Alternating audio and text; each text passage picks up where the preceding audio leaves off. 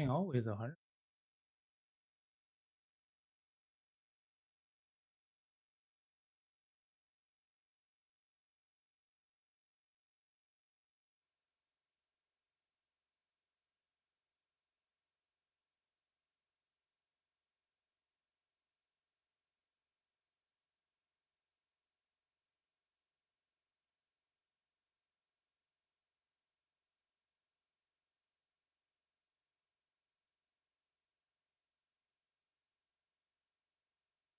Well, that was a bit of a clusterfuck. I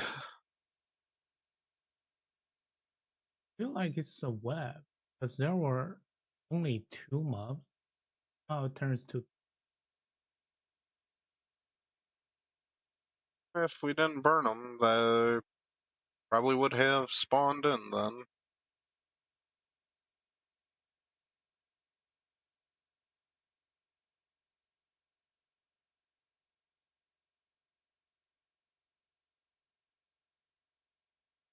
Huh. Treasure chest right outside the door there.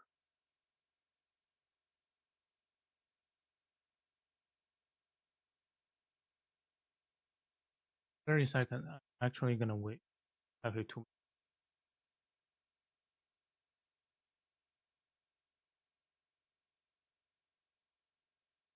Just let me know when you're ready.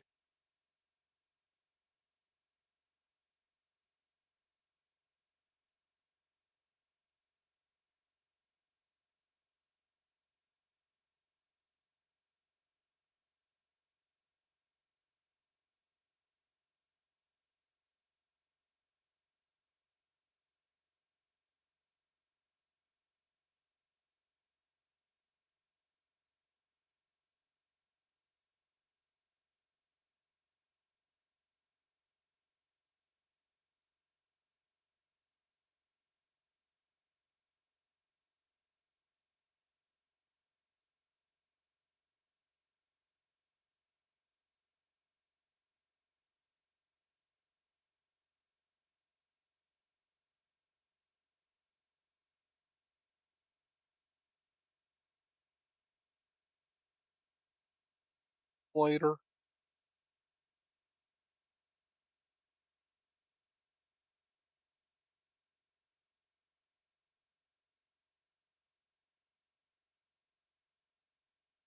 Hello. How's it going, guys? Let me reboot my thingy doober there. You know, I think I just noticed something, and it may be why I was having some computer troubles. I think in the background I've been hosting the Conan server this entire time, like for like the past like 2 weeks without even noticing it.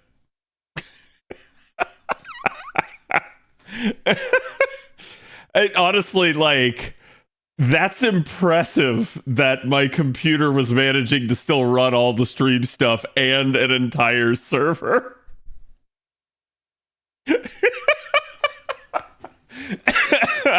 I just saw it in my dash and I was like, "Oh, wait, that's not supposed to be there." And it was. Let me go get some water real quick, chat. I just got the tweet out. Do me the favor, go give it some love and I'll be right back.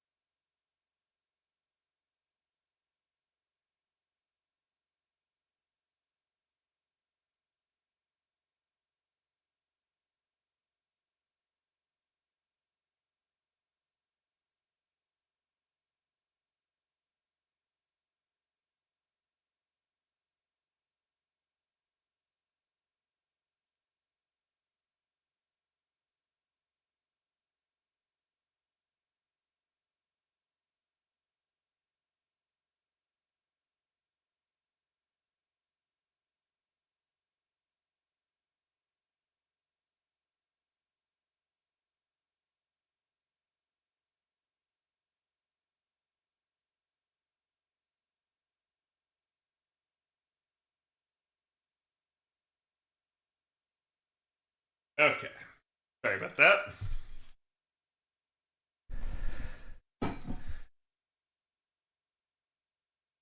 How am I not burning the memory to pieces? Well, it's simple, really.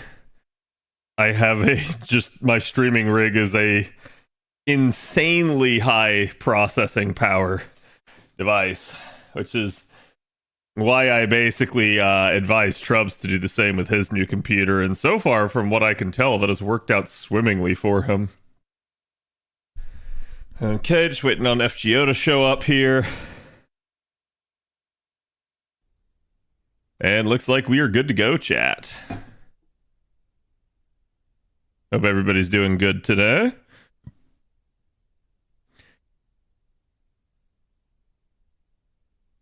Why don't we start on the just chatting screen today? Hello, everybody. Hope everybody is doing good. I had a little bit of a galvanization of sorts today. Today was a good day. I just kind of like got tired of myself being tired and mopey and depressed and like defeatist. It's not normally how I am. You guys kind of know that. For years I've been streaming for you guys, and for years I've been doing a bunch of stuff. I think part of it has been I feel like there's a clock ticking on me, and I've talked with you guys about that, sort of like this concept of like I have my birthday coming up this month. I have like the holidays coming up after that, and just like this feeling of like, man, I'm just forever gonna be alone. And I've just been like doom scrolling for like weeks now through this app. I've talked with at least one woman who just frankly was like, it was a kind of a miserable experience because while she herself was reasonably nice, she took forever to respond, and like we're talking like days between responses. So it's like, it's one of those deals where you're just like, oh my God, is this ever going to go anywhere type deal.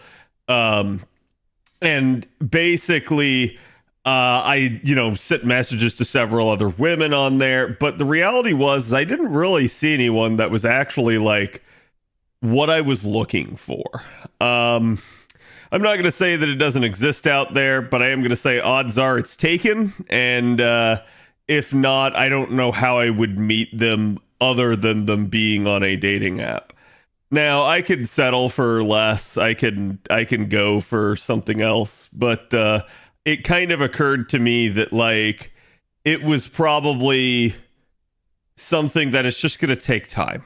It's like it's something I'm just going to have to keep at, and hopefully I find the right one eventually.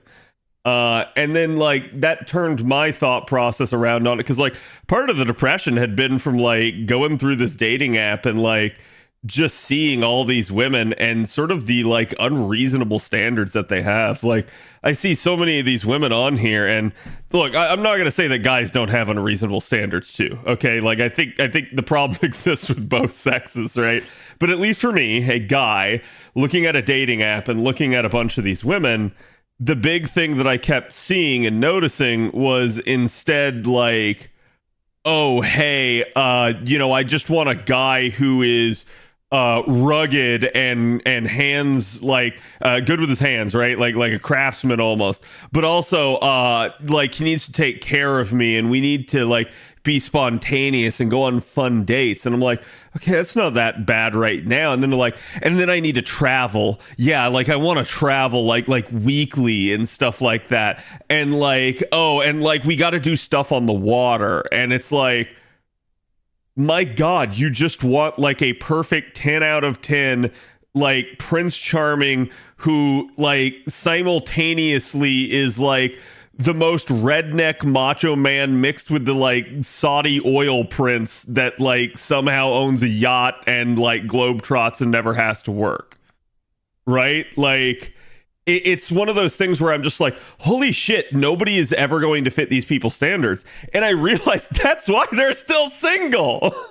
And maybe to a degree that's my issue, right? Like, and I've talked with other people. I've said like my big thing that I was looking for is I was looking for somebody that was like kind of a gamer girl, right? Like somebody that was she didn't have to play games, but just someone that's on the nerdier side.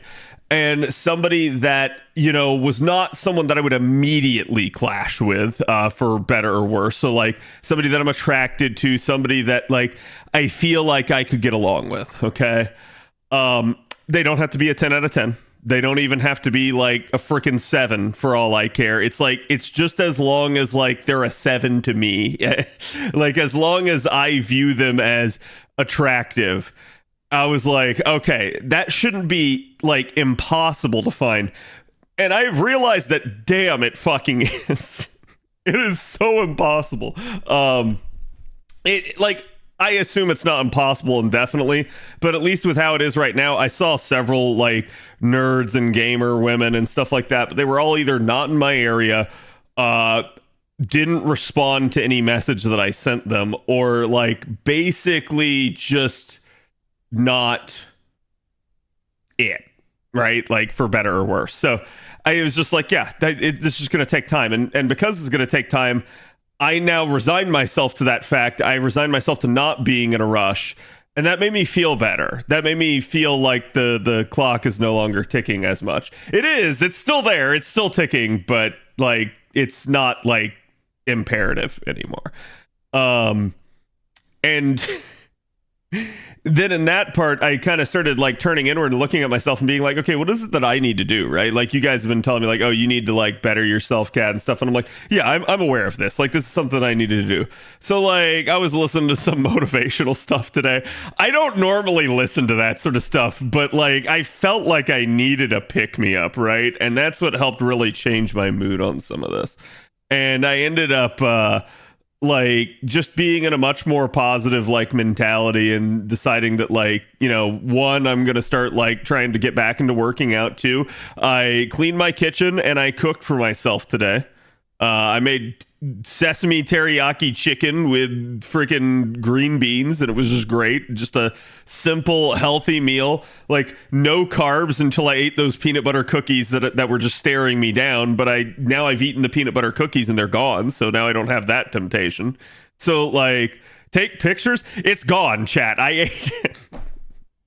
Just 3 nice chicken tenders and you know, some green beans. It was a very simple meal, but it was very good. And like that's the thing I've been missing with like all this takeout that I've been doing is like it's such crap. Everything is so overpriced. Everything is fried. Everything is like ridiculous and like small portions and not healthy. And I'm just like, I'm done with this crap. Like. So I'm going to be trying to cook a little bit more. I'm sure I'm not going to be able to cook every single day, but it's basically like I got to retake things one day at a time. So I'm going to say like this week, I still may be a little bit more like sketchy with you guys in terms of streaming. You guys know I have been the past 2 weeks here. I'm sorry for that. My mentality on that is going to change again. We're going to go back to trying to be a consistent schedule. I'm going to, you know, like if I need to take a day, I'll take a day, but I'm going to, you know, try to get back to like posting a schedule and like actually streaming regularly. And that's something that I wanted to do. I realized like, yeah, I'm just making a mistake. People just don't give a fuck. And that's for better or worse, right? Like, I realized that simultaneously, like you guys that are here now, you seem to care. Thank you for that. I appreciate you. But there's plenty of people that just like, oh, Cad's not going to stream consistently anymore. And they just like, nope the fuck out. And I'm just like, you know what? Fuck those people. That's what it is. But basically, I'm just like, yeah, I need to like get back in the saddle, so to speak. But I like cooking, so hopefully I turn it around again. You should definitely start cooking. It's honestly just going to save you so much money. I don't even like fried food all that much anymore. I like fried food when it's like piping hot right off the fryer, right? Like not like scald your mouth hot, but like served fresh in the restaurant. I do not like delivery fried food where it's ridden in someone's car the whole way in their air conditioner and it's now cold and like... Yeah, nah, delivery services are such a scam at this point, and I've known that, and I've been like, man, I need to like reclaim my kitchen, but there was always like this mental block that prevented me from doing so. Like the next step is to I have a couple like things in there, like I said, I clean my kitchen, so now I can cook, but I've got to like keep cleaning. I've got to like get some of the stuff stored, and basically I need to clean out my crock pot basically, so that I can like slow cook stuff, which is a lot better to like make things en masse for like the week and everything like that. So that'll help me out a ton. And I've also got like an air fryer that I've had for a while. I've also got a rice cooker, and like I haven't plugged either of them in because I just hadn't been cooking. So I need to get on that and like start kind of getting all that stuff handled, so that way I have like just an easier time with things. All this dating stuff nowadays is complete PETA, and I'm not bothering. It's understandable, but I like, honestly, I wish that I had cared sooner, because I think I probably would have had an easier time. Like, don't wait until you're my age, chat, before you start trying to date again. Shit's not worth it. Find them now while they're young. Don't go and try to like wait your entire adult life. Yeah, when you're young, you have that time to explore and experiment and have fun, but don't wait too long. It's not worth. And how long is too long is up to you. God forbid I had to go back to dating. I would hope I would just nope the fuck out. Yeah, dating is kind of rough. And that's, like I said, I hate to break it, but I feel like both the sexes have problems. The male sex only seems to care about like, you know, obviously the like shape of the woman, and the female sex only seems to care about how much money the man makes.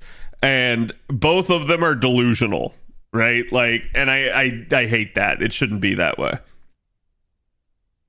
Like, that's always kind of been a thing, but it feels like it's now the dominant factor. What fried food do you think still tastes decent with cold? I don't think any fried food tastes decent with cold, other than maybe like a funnel cake, right? Like something that's like a dessert at that point might. But yeah, like actual normal food, no, doesn't taste good. Anyways, let's go ahead and transition to FGO proper. Whee. Okay, let me get you guys today's sauce, which is teriyaki sesame. No, I'm just kidding. There is the artwork. Go give the artist some love. And again, I hope you guys are at least having a good week so far. I know it's Monday, but hey, it's another week. It's another opportunity for us to get better. So that's what I'm going to start to do. I'm going to start to make myself better. So we did get Road to 7 Olympus here on NA. And interestingly enough, on JP, we also have Lost Belt 5 Olympus. Why? I don't know. The devs seem to be trying to kill two birds with one stone, shall I say.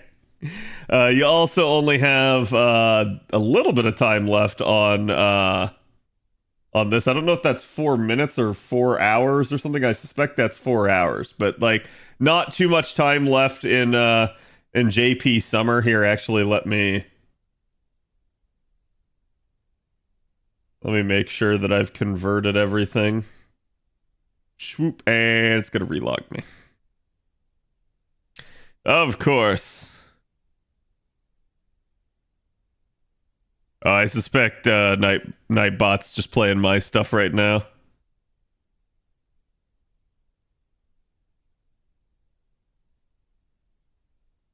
Or chat hasn't song requested.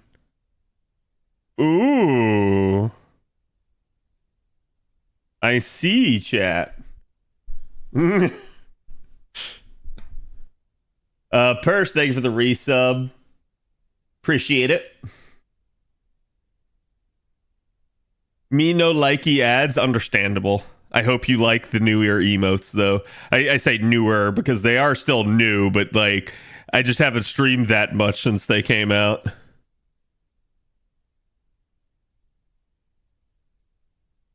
We synced up the servers, yeah. Yeah, in a weird way, right? Like, I don't know why. Okay, so what was I doing? Right, so we were coming in here, coming into the shop. I actually could have done that from the main screen. And I was just converting everything.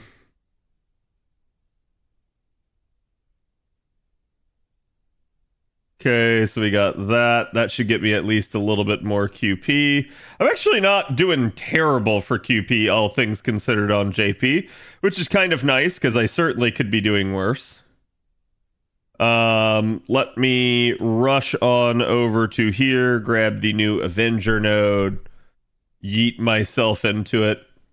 Torak, thank you for the 52. Hope you're doing good. I know it's getting late for you, so feel free to lurk if you got to go to bed. But thank you, buddy. Appreciate the support. XJP event requires Olympus completion. Yeah, which is interesting. It shouldn't be that crazy because we've had prior events, like right now NA is actually going through the same thing. So it's not that crazy for it to require it for JP. People on JP should easily have Olympus done at this point. But if they do, they do. If they don't, they don't.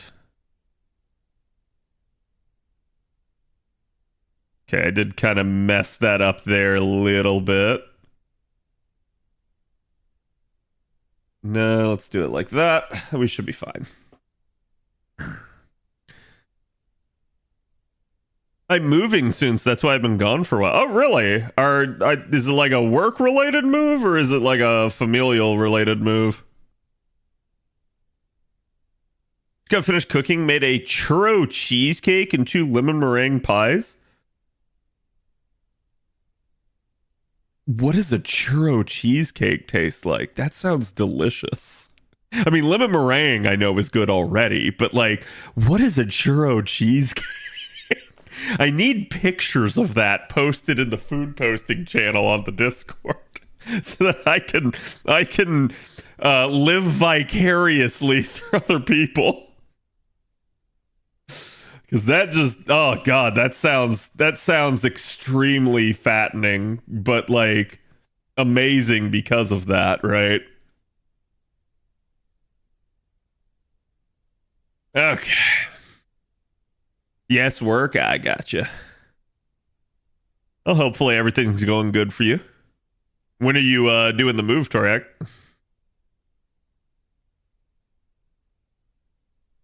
Both Halloween on NA and JP events should start around the same time. Yeah, I mean, I guess they technically haven't said that it's Halloween next on JP, but yeah, I mean, it's like assumed, right? Like, even if it's not Halloween, it will be the equivalent of our Halloween event, which is kind of what they've done in the past. For the Jewish holidays. Oh, I see. Hello, AFK. How's it going?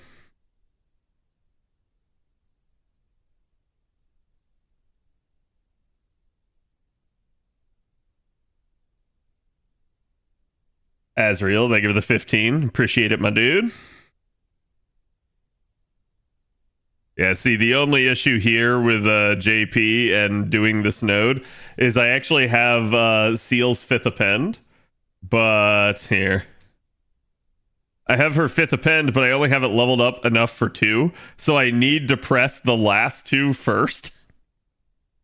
And that's the thing I keep forgetting to do, because a lot of comps, especially that I make for like lottos and stuff, have this mentality. It's a really good mentality if you can make a comp this way, but it's the like idea, and this is sort of the whale idea because I've seen them use it before.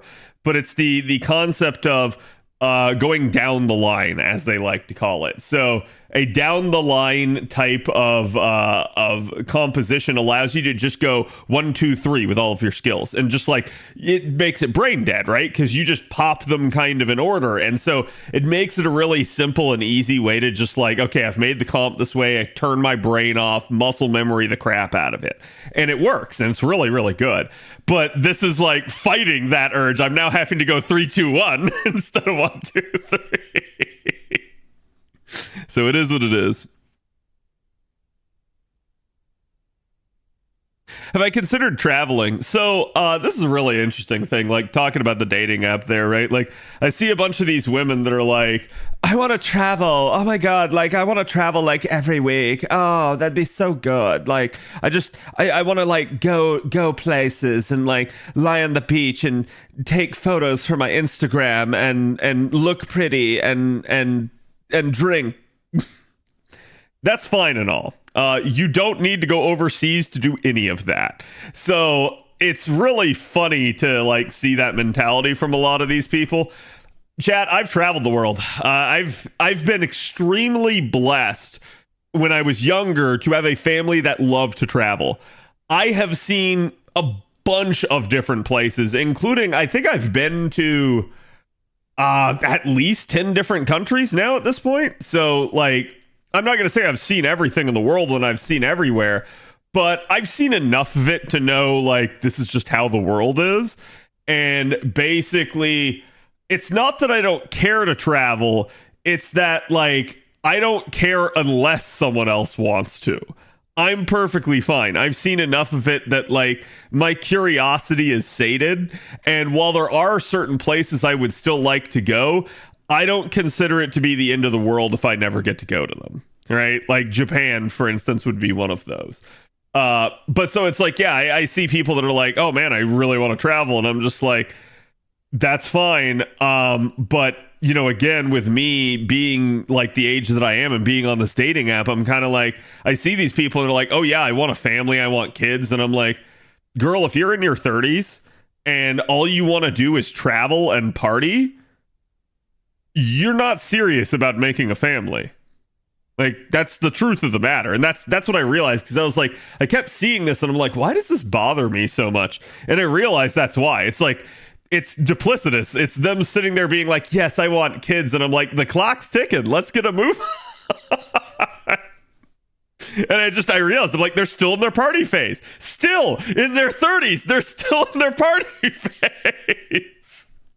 Like, it's okay to party some and to have a good time. I'm not saying like they can't travel and stuff like that, but so many of the women on these dating apps don't seem to have a actual personality. Their personality is just, I want to find a rich guy. And I'm like, that's not a personality, right? Like, it's difficult to like someone for their personality when all you see is their material desires. It's like, it's pretty clear what is important to them more than anything else. Have you traveled to Europe? Yeah, I've been to Europe several times. Europe's fantastic, by the way. Think it's hard to get kids with age. Yep. That's and like I said, I would like children at some point. The clock's not so much ticking on me. Guys kind of can go for a long time in that regard, but the problem is finding a woman that is my age or at least like younger than me. Like, I would say this, what is the acceptable age range for someone that would probably be interested in dating me? Because I'm not a supermodel, I'm not a rock star, I'm not some like investment tycoon, right? The acceptable age for what someone would be in order to date me goes up every year, kind of, as I age up as well. And like, because of that, even if I'm looking at finding a younger woman, they're still only so young I can look at. And yeah, it's getting to the point of like getting to the danger zone for me as well, where it's like, you're finding women like pretty much their late 20s at this point is going to be like the lowest for me.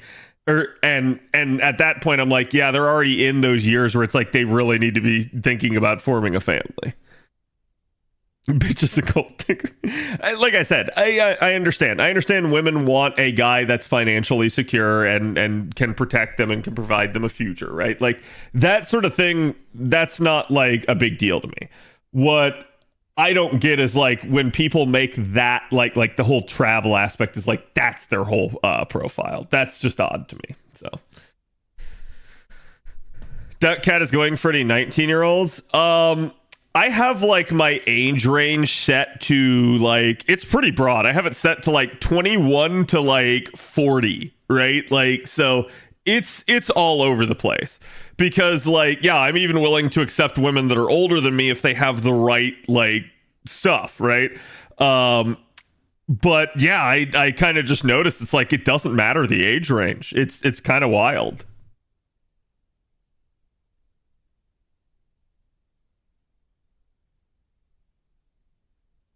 I'm starting to feel skeevy whenever I see college students. That kind of problem, Kat. The issue that I would have with college students is if you're a college student, you haven't lived in the real world yet. You think you have when you're in college. You're like, oh, I'm in college. I'm free from my parents. I'm living in the real world. No, you haven't. The real world is actually working a job, actually having to go subsist out there, pay your bills, do all that shit. Once you get into that mode, once you're, quote, truly alone and you realize no one will fucking help you. You're an adult. You are responsible for everything. Your family's not going to help you. I mean, they might in like dire circumstances, right? But like you're responsible for your own shit. Daddy's not going to like drive 5 hours to like come fix something for you. Like it's at that point you have to deal. That's when you're in the real world. That's when it's like, okay. And your mentality shifts because of that. That's when you actually become an adult. That's when you actually get to the point where you're like, now this is who I am going to be probably for the rest of my life. You know, people do change and develop interests and hang out with different people and switch jobs and move to new locations. All that can change, but the core of who you are usually at that point no longer changes without some crazy thing.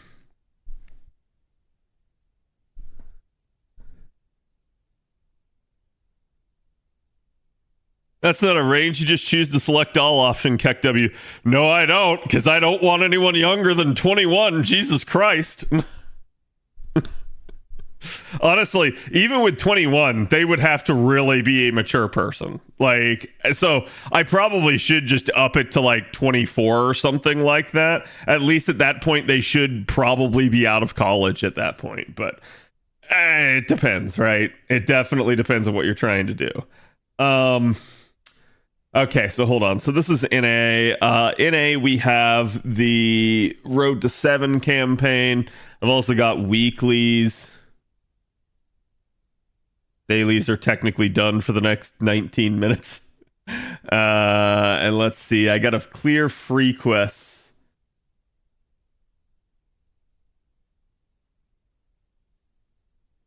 Okay.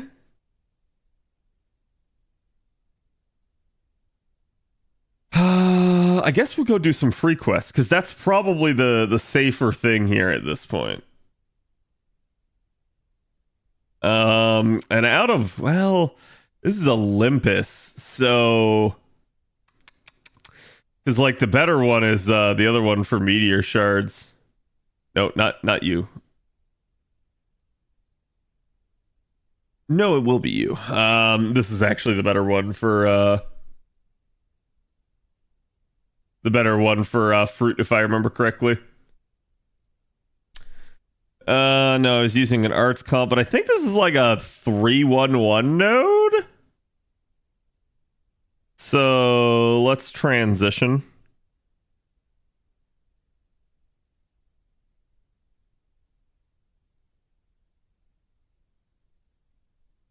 Wait, it's Lancer, so I need Saber. Saber.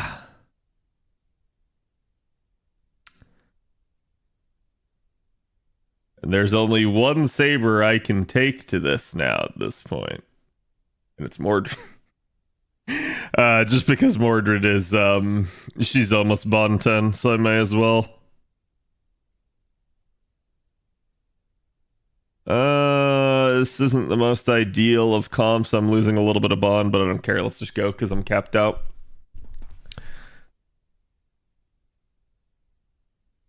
What about PhD level?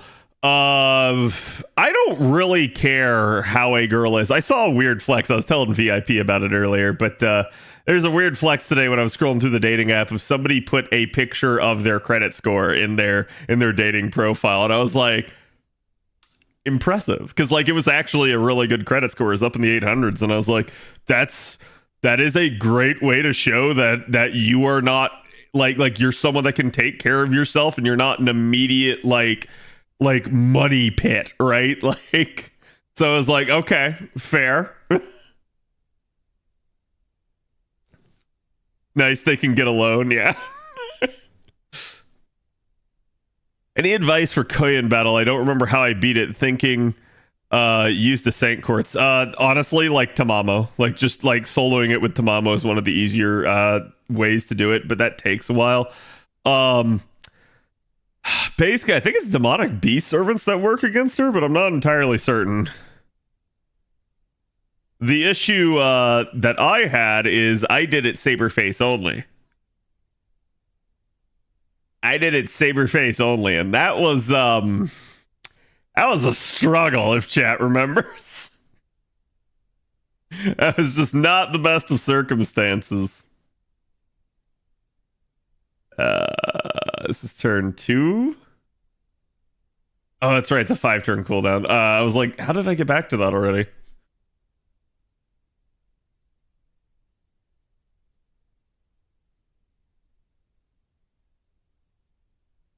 Single target Malison with Kester and Tamamo easy mode. Yeah. Yet another thing that that Mel makes easy. Cal, thank you for the 7 months. Appreciate it. It's going pretty good. We were just talking with chat today. I'm feeling a lot better here as of today. Who knows? Maybe I'll be like dog tired and not feeling up to any of it later. But which, by the way, chat, if I don't get all of the stuff for LB5 done here, don't worry about it. My priority is going to be getting those analyses out, since we kind of have the clock ticking on that now.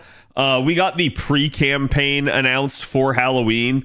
It's blatantly obvious that like all of that's expiring at midnight on the 9th. So yeah, it seems pretty logical that you're going to have like Halloween on the 10th or something.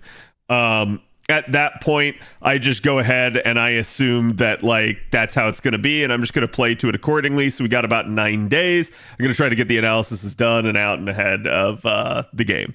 That way I can start working on the lotto stuff for NA.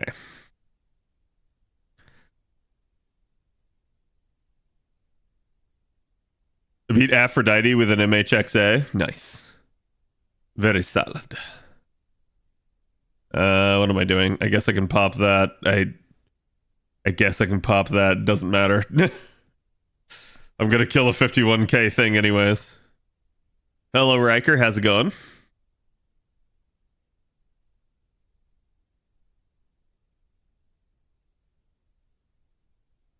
No, my 110 plus watch streak. I thought I watched enough of last stream. You thought wrong.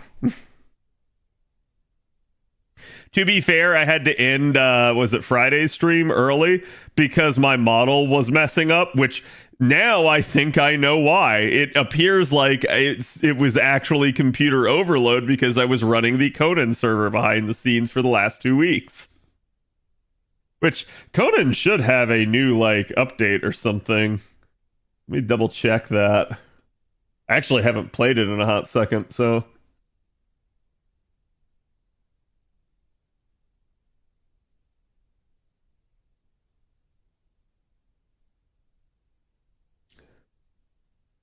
Actually, yeah, I don't know. They've announced the update, but I haven't seen whether or not they've actually done it. All I know is Conan's stopping doing their battle pass and they're moving entirely to just a cash shop. So honestly, that's preferable. They've been doing a battle pass now for about 2 years, and I kind of hated it. I think a lot of people did. And I don't think I think it was a lot of effort, and I don't think they were making very much money off of it. So I think they're just going back to the cash shop model. I have a question. Since Teapot expires before 90++ opens, what should we use it for? At that point, it's kind of a pick your poison. You can, try to like go to whatever you think is going to be the max bond like free quest out there. Or again, like actually, I think the super recos usually give pretty decent bond as well. But yeah, I mean, outside of that, I just say use it wherever and just try to prioritize like what units you take to the node, right? Because like I think a lot of people go like, oh, I want to take it into the best node possible, but then they end up taking like 3 units that are like max bond in some way, shape, or form. I don't think that's necessarily worth at that point. So like you can do that. My advice would simply be to like, just find something that works for you if you can't make it all the way to the 90++.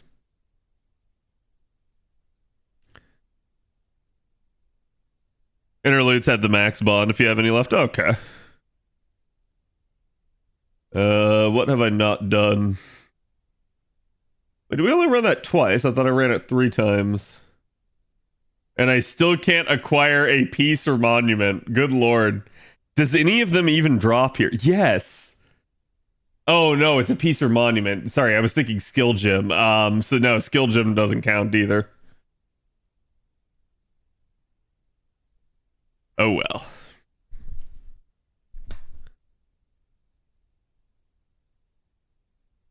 Been trying to reduce the teapots, but it takes a bit of time to get through nearly 70. Yeah, I mean, I didn't do the super echoes, so it wasn't a big deal to me.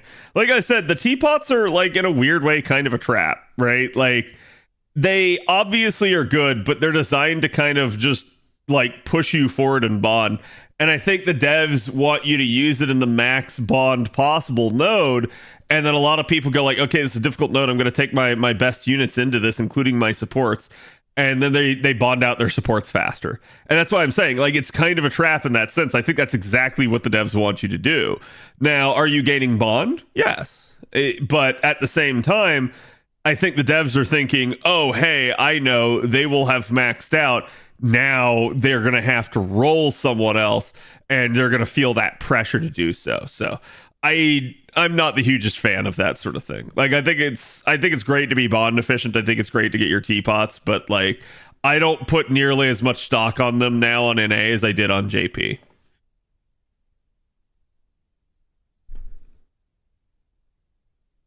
I use random units for daily farming, not my supports. Yeah, that's kind of the best way to do it, is actually to, like, if you're going to get the teapots and you're going to use them, try to not take your supports into the node.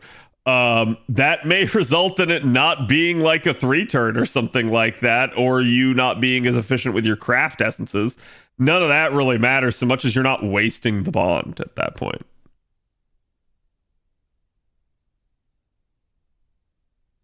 Make a team that works with just the friend support. Yeah, exactly. As a new player in London, oh sorry, let me answer this. As a new player in London, what should I prioritize? I'm saving for Oberon, Koyan, and Tiamat.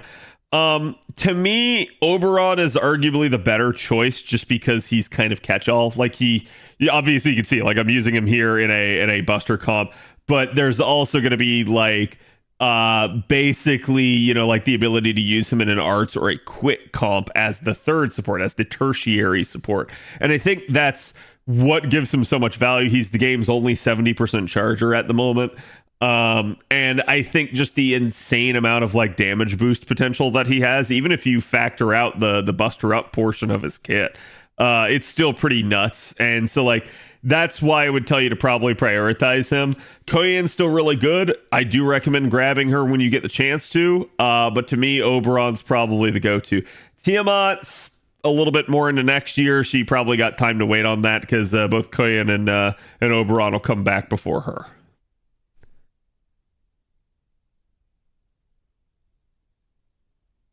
Eo, Summer, Eris, Siegfried, Roland, and Castor.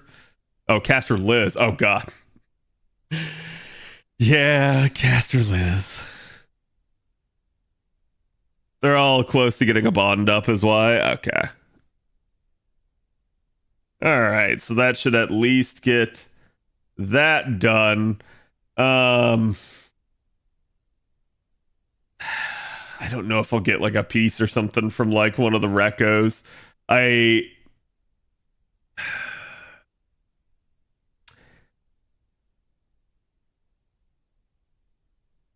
Yes, I will. Or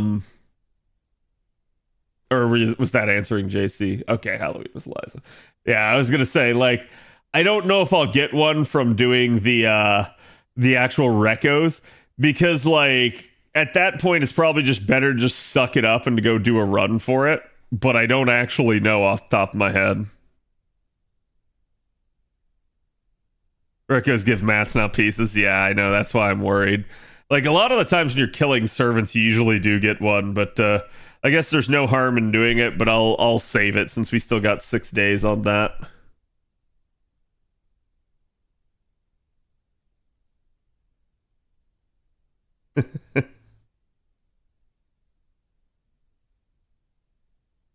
Okay. Chat, let's get prepped to do some of the analysis here. I'd rather get the ball rolling on this, get these done and out of the way so that they're not hanging over me.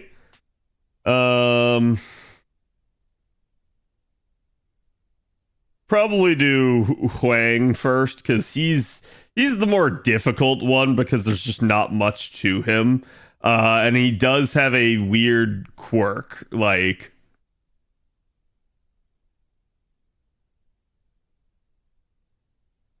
oh, what is that? I don't know what that was that I just pressed, and I'm terrified. What the fuck is Copilot? What is Microsoft Copilot?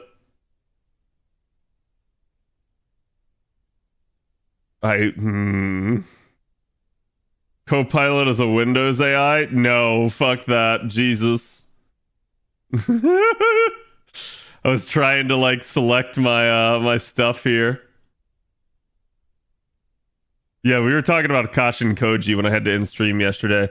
Like I said, to me, she's somebody that like because she has bound, she has kind of a sort of declarable niche, which is really, really nice. Obviously, it's kind of beholden to the same things as like Arjuna Alter, right? Like if you can't land your debuff, that's your biggest issue. So things like magic resistance or again like debuff immunity is going to be a real problem. But no, I mean like her biggest issue to me was always the refund. It's low even for a quick unit, and that's kind of the issue that I had with her originally was that because like the damage potential is there, it's not the best, but it's there. Versus like the refund is kind of just my bigger issue with her. Where is Eliza? Eliza chat. Aye. Now you've got to be talking proper Scottish. I don't know why, but Eliza sounds like a proper Scottish name. What am I looking for? I'm looking for the welfare. There it is. Aye.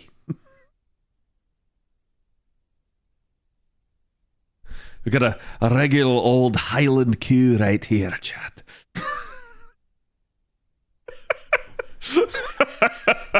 I never should have gone to Scotland.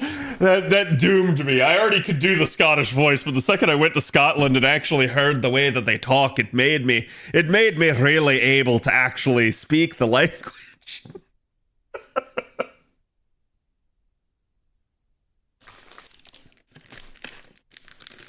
Oh, that's right. Yeah, we got the Hector buff too. So someone remind me about that when we're done with these two analyses and we'll talk Hector. Cadlander, aye. I do have a two-handed greatsword, so there is that, chat. I could totally see a Scottish Liz. I think she would rather look good in a kilt. Oh my god, I'm trying to open something that's not opening.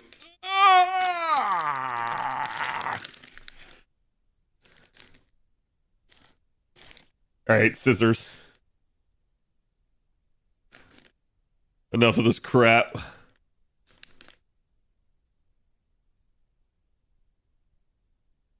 Should I watch the FGO anime? I recommend at least like Babylonian Camelot. I don't know about the like original FGO anime, the one that's like set in Fuyuki. It's okay. It's to me not the best though. Oh shit, I cleaned up in here too, and now I don't have anything to throw trash into.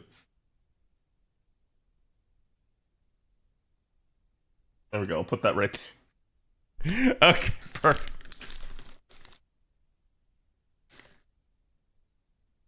Bigger issues that John exists. You wanna run me some preliminary numbers just on him. You don't have to get me comparative. Or if you want, you can run Jonta as well. I've heard the manga's amazing. The manga is generally really good, yeah.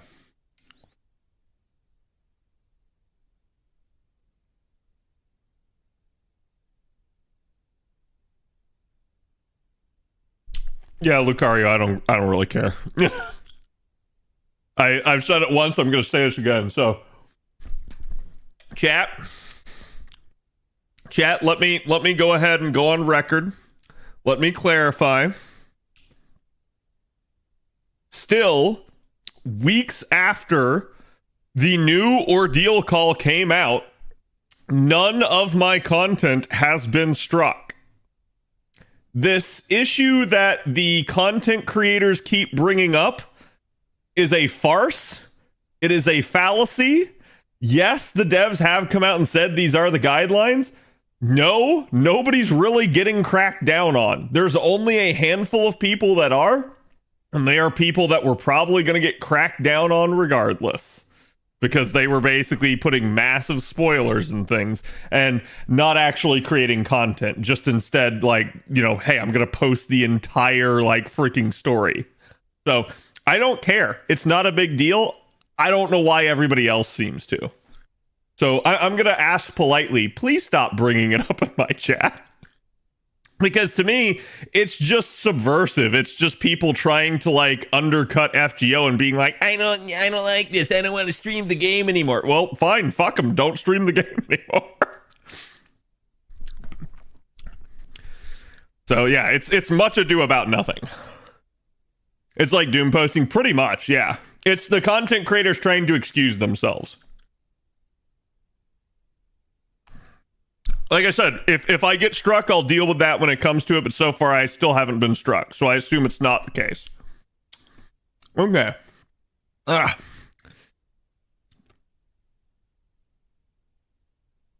Yeah, I mean, put another way, chat, that would also mean, like, I couldn't even cover current NA content, right? And none of my NA content's been struck either, so. Including, you know, event guides for upcoming events and unit analyses.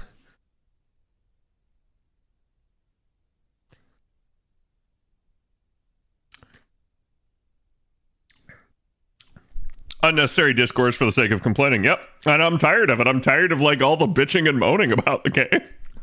Like, chat, there's a point where you just have to decide for yourself whether or not you're going to tolerate it anymore. If you're not, it's fine. There's the door. You don't have to tolerate it. But at the same time, I stream this game. I play this game. I like this game. I have my misgivings with the game. I do complain about the game. But there are certain things that you have no power over. And it's one thing for the devs to make an announcement. It's another thing for them to actually enforce it. I understand if you're on the negative side of the enforcement, you're going to feel really bad. If it starts to hit every content creator, that's going to be bad. However, it has not hit every content creator. And the proof kind of has been in the pudding, where they have made announcements to this degree before and not followed through with them, because it's meant more as a warning than anything else. It's meant as more of a, we tolerate you and we allow you be on your best behavior type thing. And that is exactly what this seems to be.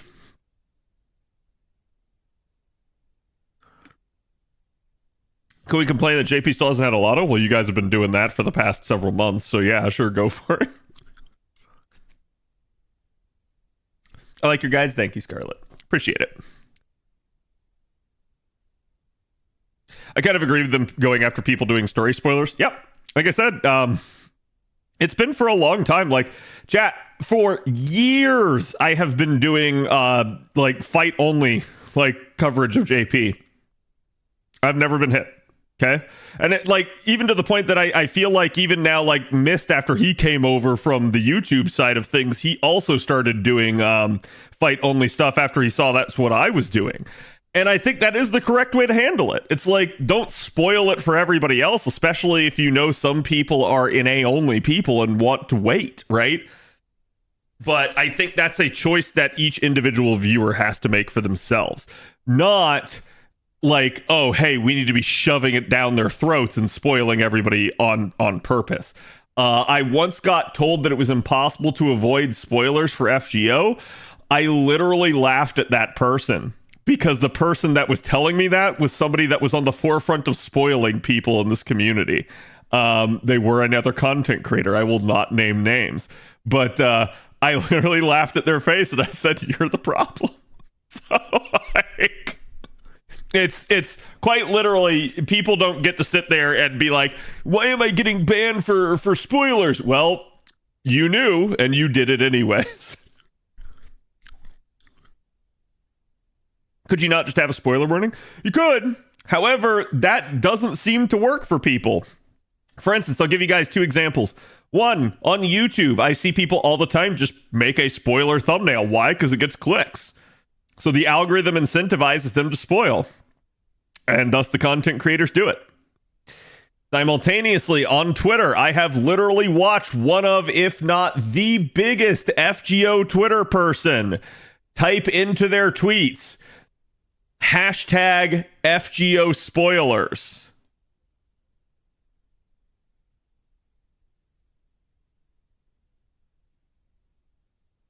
And in that same tweet, typed in hashtag FGO.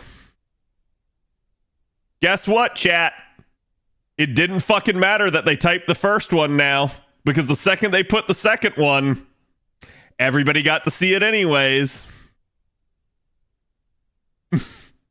Like I said, yeah, you can spoiler warning it all you want. People are still gonna fucking see it because the people that are doing it are bad actors. They don't know how to properly unspoil stuff.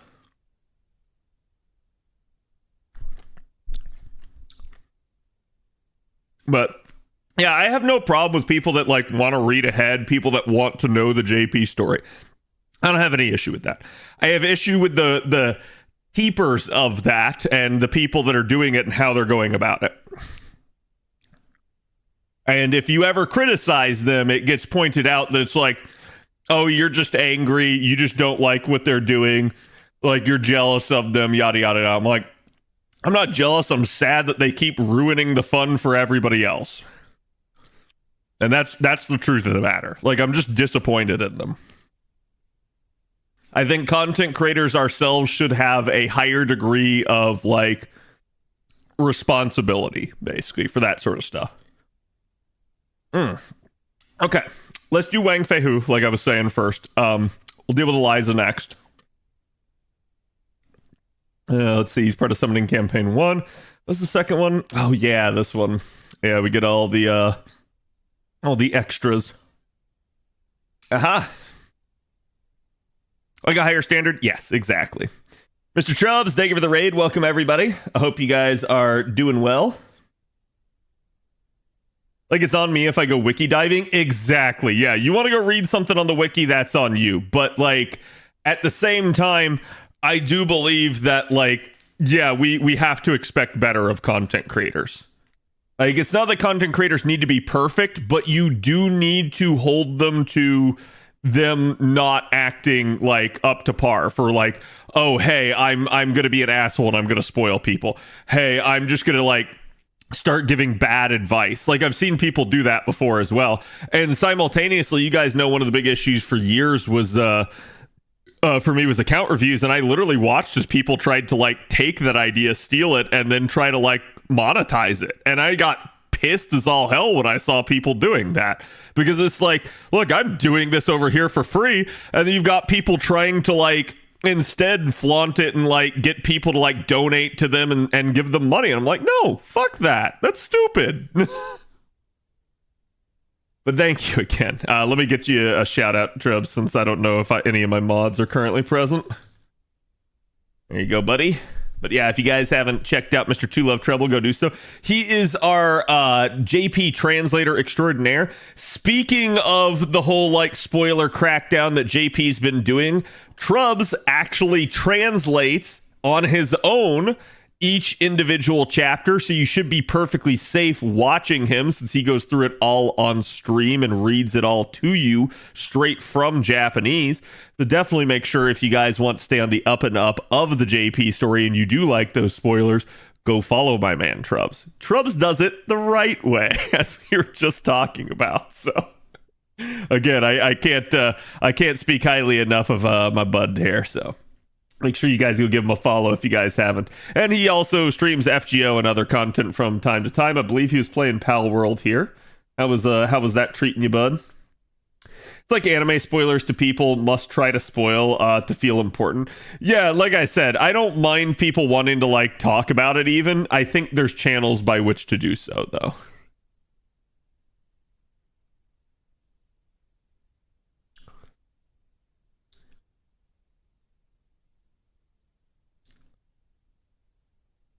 Tomorrow's reading time. There you go. See? Man got hurt by Anubis. Understandable. I know exactly what he's talking about, too. Getting that mat farm? Nice. Have you, like, what level of, like, gun are you at now? Also, have they upped the, like, technology levels in that game at all? I haven't played since the initial release, really. Okay, so this is Eliza. Let me quickly... Oh, no, sorry, Huang. Huang's who we're doing. And Huang, I think, is... Yeah, he's basically K-scope requirement if you wish to 3-turn with him.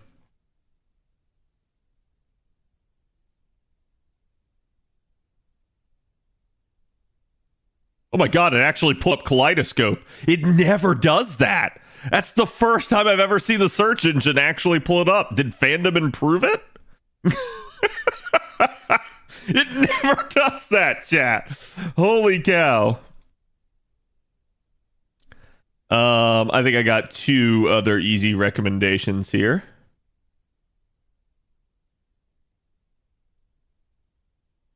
Sunny Lake.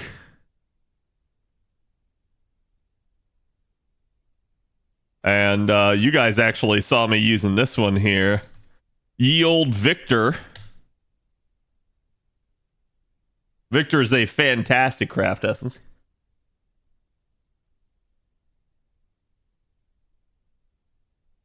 You can get a super laser? What? Yeah, I remember the new island was a thing. Like, that was back in, was it February? No, February is when the game came out, right? Maybe it was like May or something. I don't remember. But I remember they had the update a couple months back. 3 hours left of Summer 9. Yep. And then it's gone forever. You'll never see it again. You'll never, ever, ever, ever. No, you'll be fine. Like I said, they've said they're going to main interlude it. I think it'll be really interesting to see how long it takes them to main interlude. Like, are they going to, like, immediately after it expires right here, turn around and release the main interlude for it? Or is it going to be like, hey, we'll release this several months later when we're not so busy? For the new Victor or the OG? What do you mean by new Victor? Is there a new one?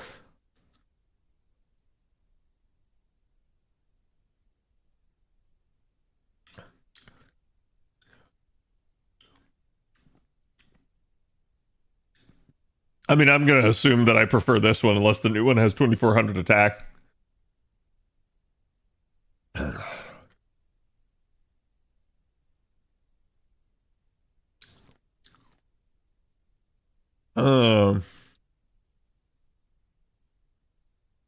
Let me see. Should be under the gallery then.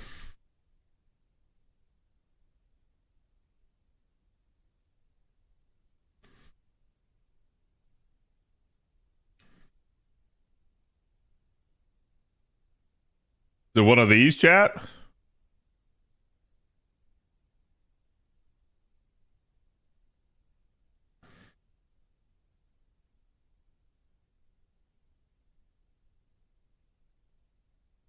Yeah, I think this is it.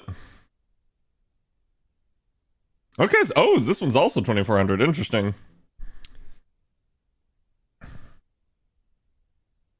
So Victor's what, 10 and 20?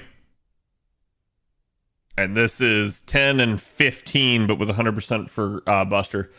I think it really depends on the comp you're running, right? Because, like, if you're running in a solo environment or some sort of hotly contested environment where you don't have, you know, all the stars, this is better. If you're not, if you're running in like a scenario in which sorry, and I said solo environment. A solo environment, you might not even care even still. But like if you're in a scenario where you're reasonably sure that the stars are already going to soak, i.e., you are using Koyenskaya. If you are using Koyenskaya alongside the unit that you have equipped with this, you don't give a shit about this one. OG Victor's just better at that point. Because you're not going to have any trouble actually soaking the stars to the card that you want. So like, yeah, I think star absorption is usually not that big of a deal. It's back in the day, it used to be a lot more powerful. Nowadays, I don't really think it is. We're talking about, somebody asked me about this craft essence and what I thought about it compared to original Victor. But yeah, I prefer original Victor.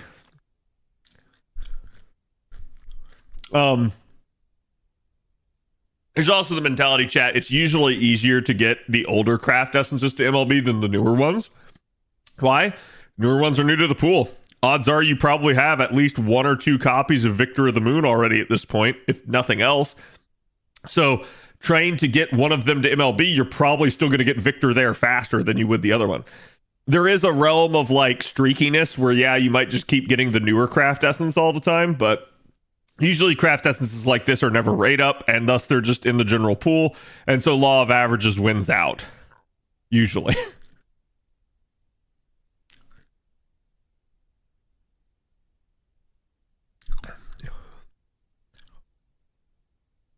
Who is Victor and why is he of the moon? It's because he actually like took over the moon. Yeah. Victor is the man at the moon.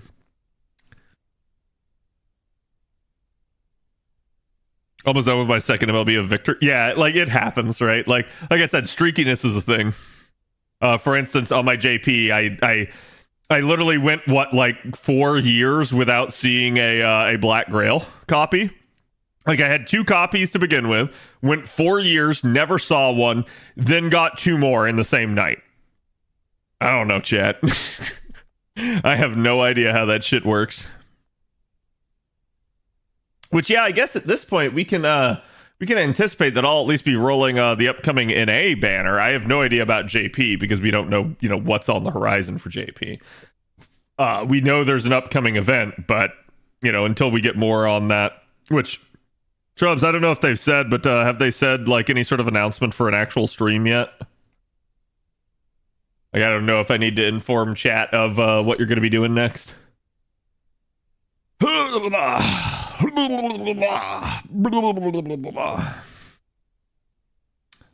he should be coming back with the Mystic Eyes Symphony. Oh, I had already opened Kaleidoscope. That's funny. Anyways, we should be good to go to actually do the analysis on Huang Fei Hu. Fei Hu?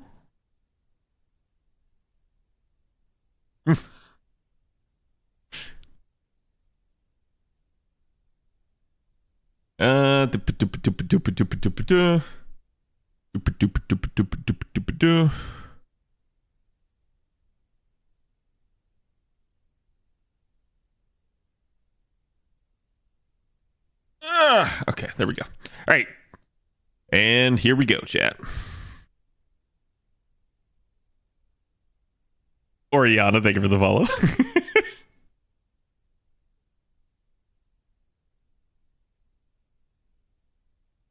Okay. Hey guys, my name's Khadroth, and today I'm going to be talking to you about Huang Fei Hu. Now, I probably butchered that name again, so my apologies.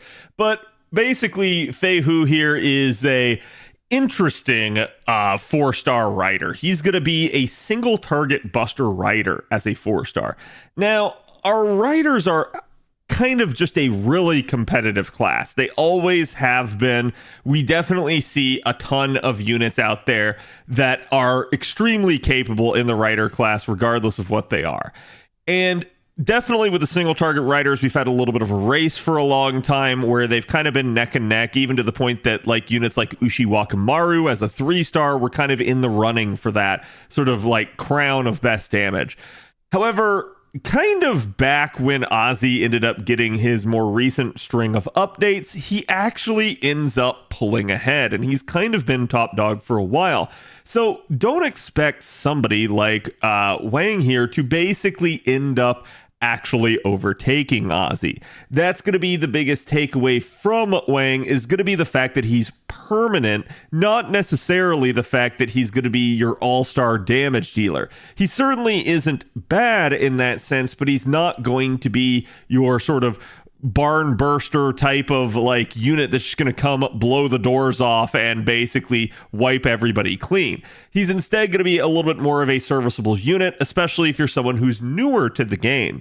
If you're a veteran player with a more robust account, Huang's probably not going to be that big of a deal to you. Probably just somebody that if you like, again, sort of the Chinese like group of units, you can definitely work with, but otherwise just going to end up being another unit that you guys will probably want to bond, level up, maybe even just for the purposes of like future interludes and strengthenings. Outside of that, he's not going to be that noticeable, but we're going to kind of talk about the sort of uniqueness of his kit and how to use it a little bit more effectively than normal. So again, him being a permanent unit means don't expect a whole lot of banners for him. He's not necessarily going to have a ton. He will obviously have a banner kind of right here at the origin of the upcoming Halloween event, which is looking right now like it's going to be on the 10th. So expect him to kind of be on right up alongside Huyan Zhou, and definitely he will still get at least one other known raid up, and that's going to be with the Mystic Eyes Symphony Summoning Campaign number 3. This is going to be next year's Tower event on NA. So still a little bit of ways off. You can see it happened in July on JP, and basically he's going to be on right up alongside Huyan once again. Huyan actually ends up getting a third banner, and that one's not going to involve Huang, and so that in that regard, you're not going to have a third crack at him necessarily from there. Just understand, with him being a permanent unit, he can definitely spook you at any given moment. So it's not necessarily someone that you necessarily have to target. But if you do want to, those are his next 2 banners, just FYI. Talking about his kit, as we already mentioned, he's a 4-star permanent single target Buster Rider. Looking at his stats here, he has sub 9k attack. That is definitely a concern for him. Obviously, I've talked about this before. I really like to see units in the 4-star range above the 9,000 attack power number. That usually is a good indicator of their overall damage capacity. But in his case, he's a little bit underneath it. Not like terribly so, but it's definitely a concern for him. Do understand, though, that usually it's not just the attack stat that makes up a unit's performance. There's a lot more like steroids in their kit and things that may be attached to their NP or passives that may end up kind of shaping their overall damage output. His HP value is only about 12k. It's not the best either for a 4-star, but it's not terrible. It is on the higher end at least, so he's got that going for him. His attribute here is going to be Earth. He does have the standard 200 star absorption of the Rider class, meaning he should have an easy time soaking those stars for you. He does only have 9% star generation, so not the best either, but not troublingly low at least. His NP charge attack rate is probably the most surprising aspect to him, as it is abysmal, especially for a Buster unit. We normally like to see Buster units in the 0.6 or higher range, usually most of them, especially if they have a Gorilla deck or something like that, which is 3 Buster cards, they're normally in the 0.8 range or higher. So certainly it is a little bit of a concern to see him this low, but we'll talk about that as we go through the kit. His NP charge defense is 3%, which is the standard, and his death rate is really high, just like Huyan's is, at 45%. He is alignment chaotic good, he is male gendered, and he has the traits divinity, group servant, hominide servant, humanoid, loved one, riding, normal servant, 7 night servant, and weak to Inima Elish. Looking at the deck here, he has been handed double Buster, double Art, so he doesn't have that Gorilla deck like we mentioned before. This is going to kind of be his bread and butter. It's going to be what he's really going to try for. So you got the Buster cards that you know he's going to hit hard with. And then you've got the 4-hit Arts card, which at least is going to help counteract some of the lower NP gain rate. Because again, a 4-hit Arts card is certainly a robust Arts card in that regard. And definitely we like to see the hit counts on our NP generating and star generating cards, of which the quick card also is 4 hits. So definitely really nice to see there. In that regard, only his Buster and his extra attack are average. The other 2 are above average in terms of the hit counts. With regards to his active skills here, you guys can see his basically starts out with a sort of dual steroid here of only 20% each, unfortunately, but party wide arts and buster performance. So normally when we see a dual steroid like this, it'll be 30%, but that's generally because it's unique to just the unit itself. This one's only 20% for each of these, but it is party wide, so he does have that benefit if you're trying to use him to maybe take out a single enemy wave and kind of end up buffing the rest of the party. He's also going to grant himself the Prince of Wuchang, who guards the kingdom status for 3 turns. Don't get confused by the long name. Basically, he grants himself a unique status that will literally change his chaotic alignment instead to lawful when you press this skill. Now, the interesting thing to denote about this is he starts out as chaotic good alignment. It will actively remove the chaotic alignment modifier and will instead change him to lawful. So you do have to be a little bit careful with this skill. The good news is this skill is on a 5-turn cooldown at max rank, which does mean that you would be able to double pop this skill in a conventional double Koyanskaya setup. The bad news is you're probably not running him in a conventional double Koyanskaya setup. So just keep that in mind. It is an option, but he doesn't necessarily have the charge by which to permit a normal 3-turn loop. His second skill here is going to charge his own NP gauge every turn for 3 turns. It is 20%, and while that does sound like he would have enough, because normally the bar for a lot of units is 30%, the problem is this is 20% per turn. It is difficult to actualize this charge into a meaningful amount in order to make it work within the bounds of the Koyanskaya system. Well, the skill is on a 6-turn cooldown by the time you have it maxed out. You still would only be able to pop it again on turn 3, thus making it so that the delayed effect of the charge wouldn't happen until turn 4. So yeah, you don't really get any actual double up with regards to charge on this skill. Thankfully, that's not the only thing that's here. And you guys can see he's going to grant himself gut status for 1 time for 3 turns. It is at least an okay one, reviving at 3000 HP. It's certainly not the best out there in terms of HP, but it's not the worst either since it's not a 1 HP guts. You can also see that he has a conditional effect here. That is, if he is chaotic, which is his normal alignment, it will increase his own NP generation rate by up to 50% for 3 turns. If he is lawful, though, meaning he has pressed his first skill prior to this, it will increase his own critical damage for 3 turns by also up to 50%. So again, your usage of the first skill will depend basically on what alignment he is, and that's going to depend on whether or not he gets a crit buff if you've pressed it, or an NP gain buff if you haven't. So really, you can kind of manipulate this if you wish to actually try and get, say, more NP gain to get him back to another NP, or more crit damage to make him crit harder on the back end of like his NP buster chain or something like that. It's definitely an option for you, and it's something to pay attention to if you're going to try to utilize him. His third skill here increases his own attack for 3 turns, increases the critical damage for 3 turns, and gains him critical stars every single turn for 3 turns. So basically 30% attack, so there's a nice sizable attack steroid in conjunction with that 20% up that he's getting from the first skill there, and then additional crit damage of 30% there, meaning that if you did get the crit damage from the second skill, you'd be looking at 80% just from his skills alone. And then star gen of 10 here, again, making this into basically a fragment of 2030 for him. The interesting part, again, is that this is also on a 6-turn cooldown, just like the second skill. So literally all of his skills in a double Koyanskaya setup could be allowed to be double popped. However, again, because he's only got that 20% per turn, it doesn't really work well or play nice with the Koyanskaya system. So I'm wondering if somewhere down the line, the devs are going to revisit Huang and actually give him a little bit better of a buff, something that might allow him to work a little bit more in the confines of that system, something that will actually allow him to be able to 3-turn should you so desire. Admittedly, though, he is a single target, so it's not the greatest of your concerns.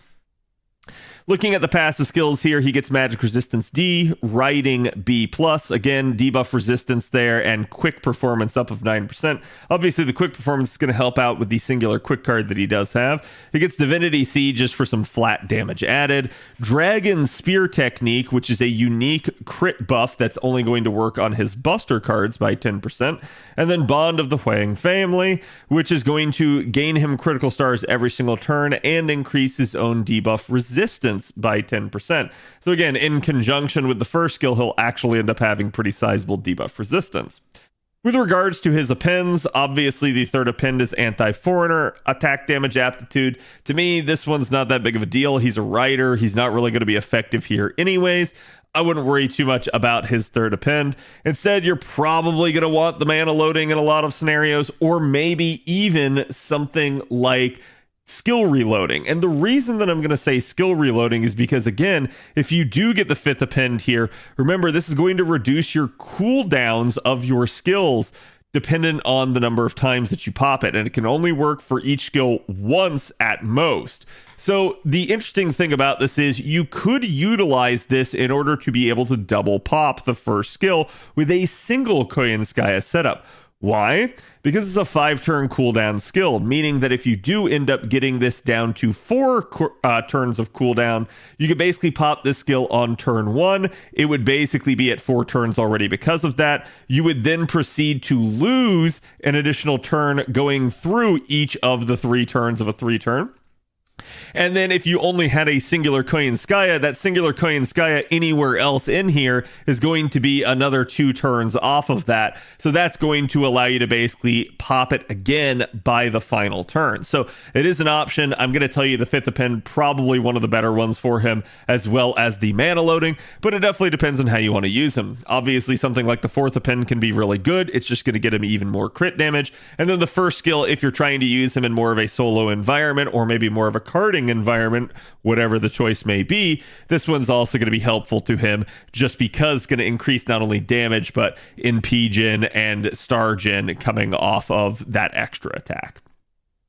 Looking at the Noble Phantasm here, again, it's a 5-hit single target attack. Nothing too much to write home about. As you guys can see, it deals damage to one enemy, so it's pretty straightforward in that regard. And then the overcharge effect in and of itself is going to increase quick arts and buster performance each for 3 turns, activating first by 10%. So if you do manage to NP with him multiple times in a row, this will stack. Definitely something that's a little bit good for him, but admittedly it's only the 10% here instead of something like 20, so it's not maybe as strong as some other units stacking overcharge effects. Still, it is better than nothing and certainly a welcome thing for him to have. So in that regard, let's go ahead and let's talk about Huang's sort of recommended setups. Now, ideally, you're probably going to want him to function with something like a K-scope. The reason I say this is just going to be because obviously he's going to need that if he wants to be able to 3-turn. That is just sort of the kind of crap hand that he has been dealt at this point. He's going to need that double Oberon type of setup in order for him to work, and that is going to be one of the issues that you're going to have.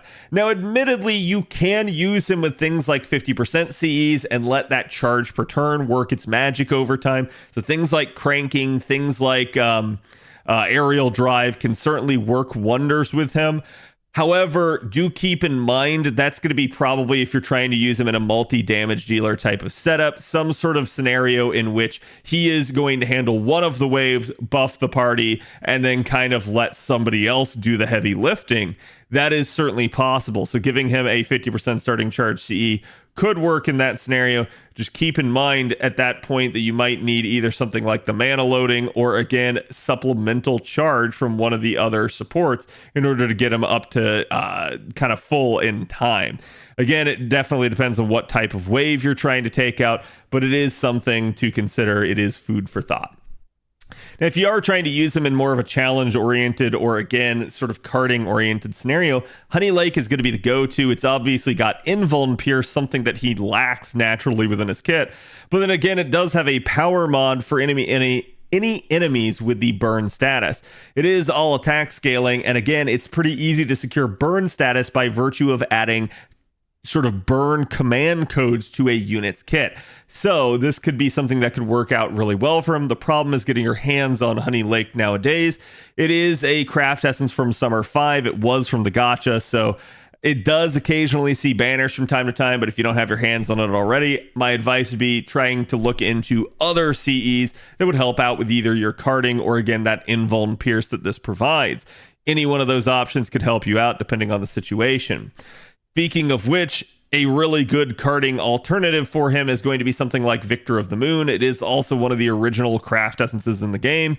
It is all attack scaling, and it's one of the rare ones that actually scales all the way up to 2400 attack. So definitely a really, really nice one. If you get it all the way to MLB, it is 15% buster up and 25% crit damage, which is pretty nutty. Definitely a really strong one for someone like him, since he'll already have a little bit of that crit damage and since he will be pretty buster centric. So definitely one that I would recommend. But again, up to you in that regard. Taking a look at Huang's actual sort of charge scenario and kind of how he's going to work. This is basically going to be the setup, as we already mentioned. It's going to be double Oberon, a single Koyanskaya, and then obviously something like Kaleidoscope. Now, again, this does revolve around us using the append to kind of let him hit full. This is assuming a non-MLB K-scope. If you do have an MLB one that's already at 100%, then obviously you can just kind of write this second append off, and it's not that big of a deal.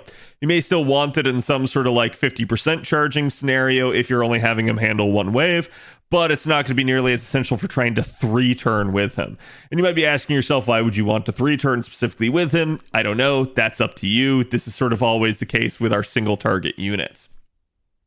Now, again, that's just going to bank him at full there. Turn 1, you're going to pop the Koyanskaya Buster up at least, and then kind of just have him go to town. He's going to fire off the NP. He should get 20% back from his second skill there. And then you're going to use both Oberon 20% skills, but not before first using the Koyanskaya 50%, rotating her out. That should be enough to bring him up to full. Basically fire off the NP a second time, refund the 20% again, but it's not going to actually matter because we're just doing both Oberon 50% charge skills at that point. So again, a little bit wasteful on charge, but this is just sort of how charge per turn units often end up working. They can be kind of funky, especially with systems like the Koyanskaya or Scotty systems that end up using a lot of what we like to call block 50 charge, where again, they just have 50% charge locked into one skill and no way to really divvy it up. So that's kind of the issue that you end up running into, and it's definitely one that plagues Huang here. Now, taking a look at Huang's raw damage numbers, these are his self-buff only numbers. These are neutral target numbers, so not effective. This isn't Rider versus Caster. This is Rider, say, against Rider, right? So, again, totally neutral numbers, and basically him under his own power, nothing external like a craft essence, a mystic code, a command code, or obviously support units that might buff him. So again, just him with his own buffs against a neutral target. Here's his numbers. Again, not too terrible, but when you consider the fact that these are single target, not AoE numbers, yeah, we do expect these to be at least a little bit higher. Still pretty solid, but again, the question is going to be, do you already have somebody else that's maybe better and outperforming him? That's up to you. If you're a newer player, he may still be very serviceable for you, and he's certainly not a bad unit. But obviously, if you're a more veteran player, odds are you probably have welfares alone that are going to end up kind of being a decent comparison to him. Taking a look at his actual proper damage, this is still neutral numbers, but again, now he has the benefit of supports and craft essences. So here's Koyanskaya of Light, 2 times Oberon, a maxed out K-scope with all of its attack power, a Neo plug suit that's maxed out, and again, he will have the anti-man niche purely due to Koyanskaya's second skill. So again, you guys can see neutral numbers with all of that in play. Wave 1, not too great there still. Wave 2 starts to get a little bit better as we've mixed in now the Oberon NP damage ups. And then Wave 3, he really spikes with the double Oberon setup, kind of being very skewed towards that. The man trait in here, obviously the numbers get a lot better. And then as we start heading towards NP2 and NP5, you guys can end up seeing just the sheer impact of getting additional MP levels will make for someone like him. The problem that Huang is going to end up having is do you have supports? Do you have welfares of the past? And do you have Ozzy? Because, again, taking a look at Ozzy here, just even at NP1, this is basically Koyanskaya double Oberon and a level 100 summer anniversary. This is a 60% buster up CE from one of the anniversaries that we've had. Again, it's all attack scaling, so there's that. And you might not have something like this at MLB. Needless to say, that Craft Essence is actually not adding a ton of extra damage. So even if we were to factor that out and use something like basically Imaginary Element or something like that instead, numbers would still be pretty nutty. Obviously, Wave 1 for Ozzy and Wave 2 not looking too hot there. But by Wave 3, dear Lord, Ozzy starts to make a real impact. Same thing with the man numbers really improving him, and by NP2, geez, we are looking at some scary numbers already. So yes, it is definitely an interesting thing there. Katz is obviously not in as good of a situation as Ozzy is. She did get one buff in the last year, but certainly not the second one that Ozzy got that really propelled him forward. So she didn't necessarily keep pace with him. I'm of the opinion that Katz could use another upgrade at this point in time. But as you guys can see, she does at least work with a double Koyanskaya setup. She can work with a 50% C as a result. She is kind of getting that benefit, and while it's not necessarily showing by Wave 3 numbers, again, this is something that may actually make a little bit of a difference depending on whether or not you're man traded, whether or not you've got sort of that idyllic setup for her. Still, I do think she's somebody that is in dire need of a nice upgrade. Definitely something to help her out, but she is still going to kind of beat Huang at least at NP1. And then we have, last but not least, Cinder Ellie. Basically, Cinder Ellie ends up kind of just being the elephant in the room at this point. She is a recent welfare from last year's Halloween event. So if you did manage to grab her, you guys can see she also works in a double Koyanskaya and Oberon setup with cranking, so 50% CE. And she is no slouch here, as you are guaranteed NP5 of her, and there you go. That's all she wrote, folks. So again, it's going to be difficult for someone like Huang to actually keep pace with units like that, but it just is what it is. Again, his biggest thing that he has going for him is the fact that he is a permanent unit. If you've maybe missed out on the welfares, if you maybe don't have sort of Evocation Festival yet, as NA hasn't had it, at least at the moment of the recording of this video, certainly he could be an option for you, but I would probably stress not making him your focus, at least for the time being, unless they end up giving him a nice upgrade or something down the line. So hopefully they do. Again, let me know what you guys think of Huang. What upgrade would you give him? Which Ascension form is your favorite for him? And what will you end up doing with regards to rolling here? Are you going to roll at Halloween or save it for something like the Lotto event coming up next month, or potentially even something like LB5 and New Year's? Again, thank you guys for watching. I will see you guys for the next one. Have a good one. Fei who?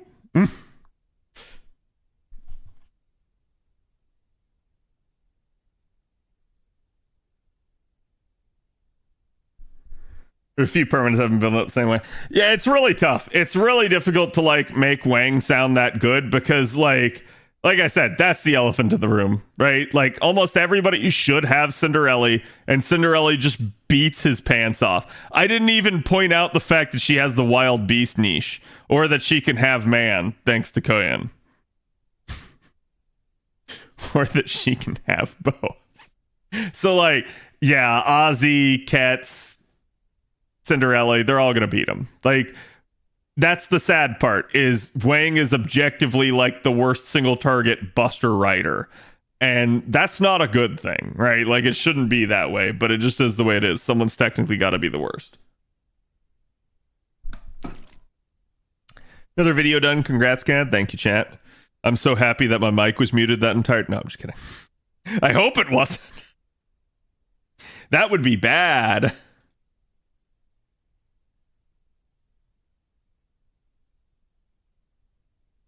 Okay, let's talk Eliza now.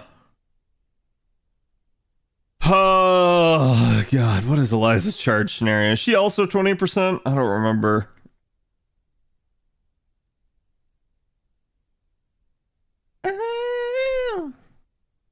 Yeah, she is.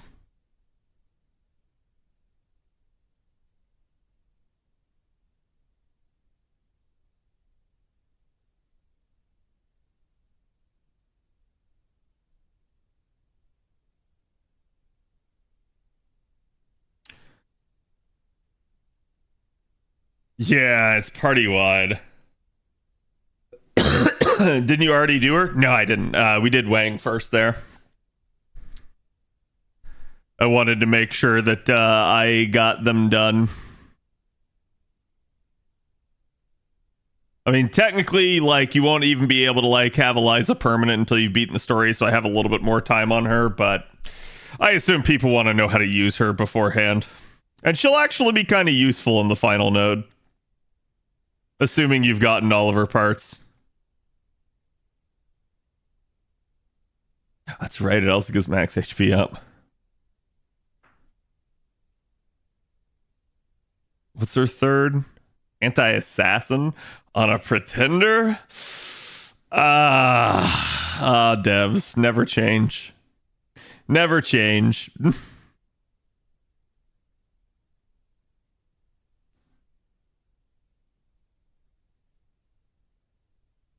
Did Kat start talking about her last live? No, we were setting up to do Wang, and I ended up having to end stream because my model was glitching out.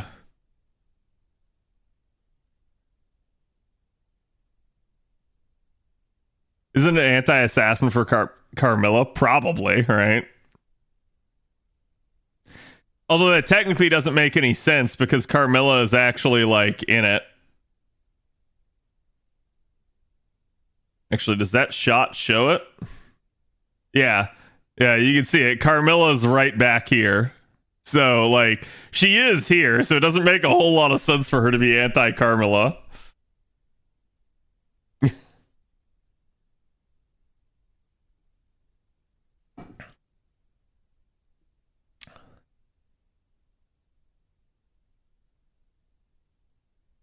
Okay, she's straightforward too, thank God.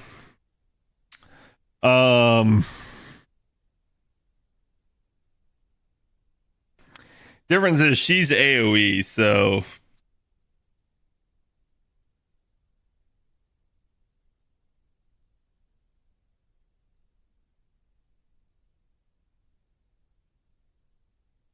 and Eliza is still not part of the evocation fest, is she?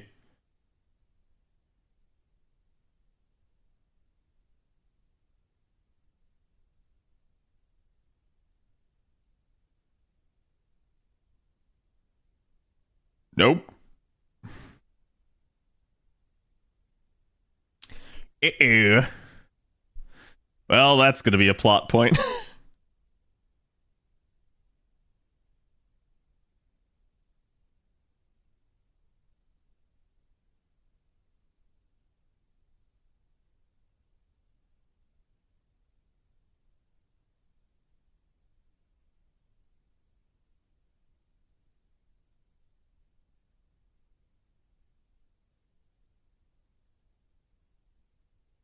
I'm just looking for something here real fast, chat.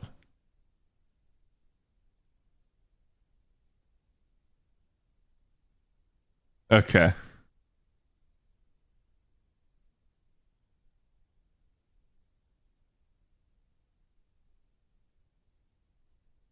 There's a song skip redeem? Who would skip Row Row Fight the Power? To be fair, chat, like, all of this is my song request. Like, I don't know if anybody has song requested, but I think it's just constantly playing my stuff.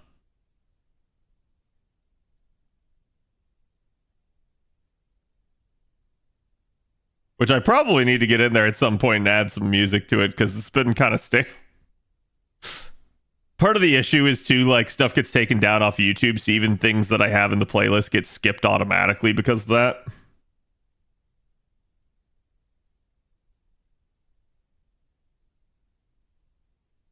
Skip the power? Well, we can't skip you.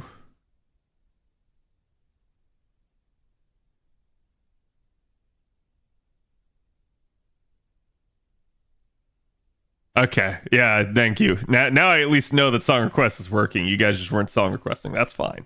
I hadn't seen anyone else's song in the queue. How do I want to handle this? I'm probably going to recommend a 60% C for her because it makes more sense. We're also going to probably do Sweet Crystal.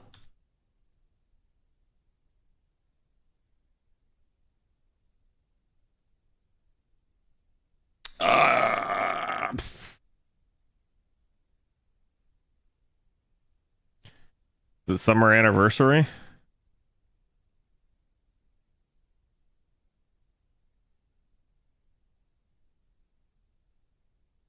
I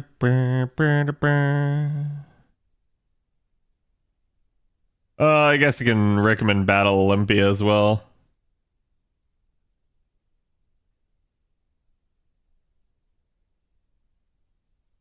They're both kind of like rare at this point, but it's more painting a picture than actually telling you guys a specific one.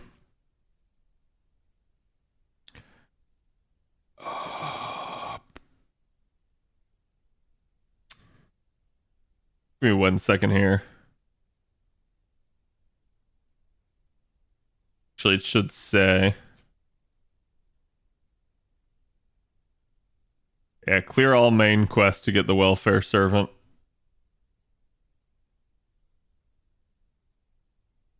I'm just trying to remember because I feel like you can't get the additional copies until the end. If I'm remembering correct.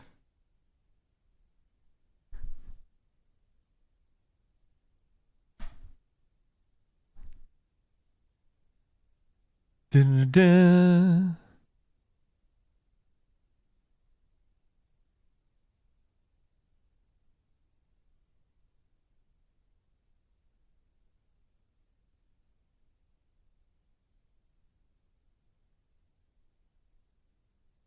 Wait, yeah, who do we have for pretenders that are AoE?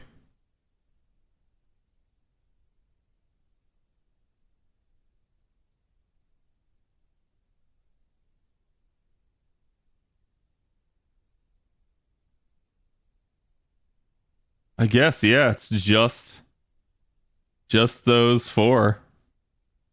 Besides her. I don't know why. I was feeling like there was another SSR. But I guess there's only the 2 SSRs out of all of this. Which means that we're due in for another SSR, chat. Okay.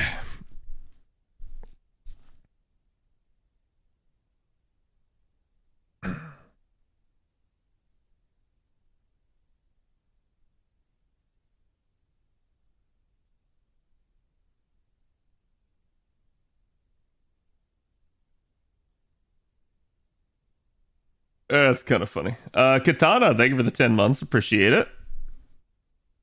Next ordeal call is going to be full of pretenders. We kind of already had some pretender stuff, but I'm not going to get too much into that for spoiler reasons. But, yeah. Anyways, let's get to the recording.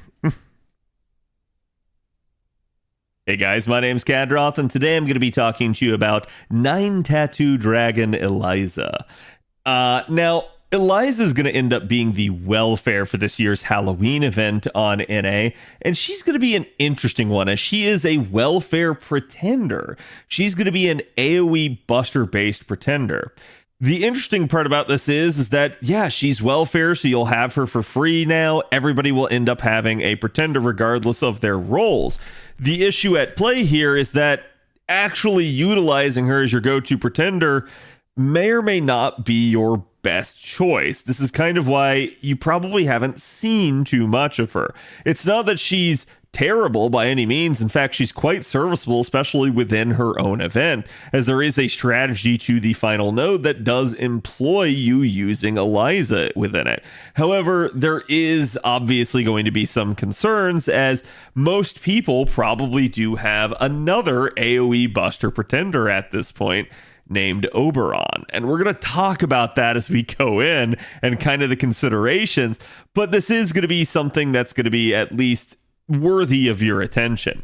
Now, the interesting part about Eliza is, as a welfare, she still has not returned. JP, as you guys know, has the Evocation Festival, and it is a releasing of old welfare units permanently back into the game via the Evocation shop and allowing you to kind of purchase them using the Evocation leaves that you'll end up getting over time just from doing various things like logging in or playing in events. However, again, you guys can see on the screen, these are the welfares that have been added back as of the current point in time. They were really rolling these out pretty rapid paced, but they have certainly slowed down here now over the past year, and it is kind of interesting that they have. I don't think it's worthy of too much discussion, but I think it's pretty obvious that the reason that they have slowed down is because they don't want you to have all welfares all at once. They certainly want to keep this rolling sort of progression to, hey, we're going to keep releasing these over time, but we're going to also keep coming out with new welfares over time, such that, again, you never end up having them all unless you're caught up and playing the entirety of the game. They want to keep that like aspect of FOMO still present in the game for you. So in that regard, yes, she still has not come back to the Evocation Festival. When will she? As of the recording of this video, I don't know, but certainly she probably will in the future, and it probably shouldn't take too much longer given the fact that NA is now getting her, which means she's been out for a good solid 2 years on JP. That being said, it's your guess, and it's as good as mine at this point as to when she actually does hit the Evocation Festival. Regardless, from the point at which you are watching this video, it'll probably be at least 2 years until Eliza ends up coming back, unless the JP devs sneak her out real quick here, right as the release for the Halloween event on NA happens. Either way, needless to say, you need to get Eliza here or expect that you're going to be waiting a while before you get another crack at obtaining her.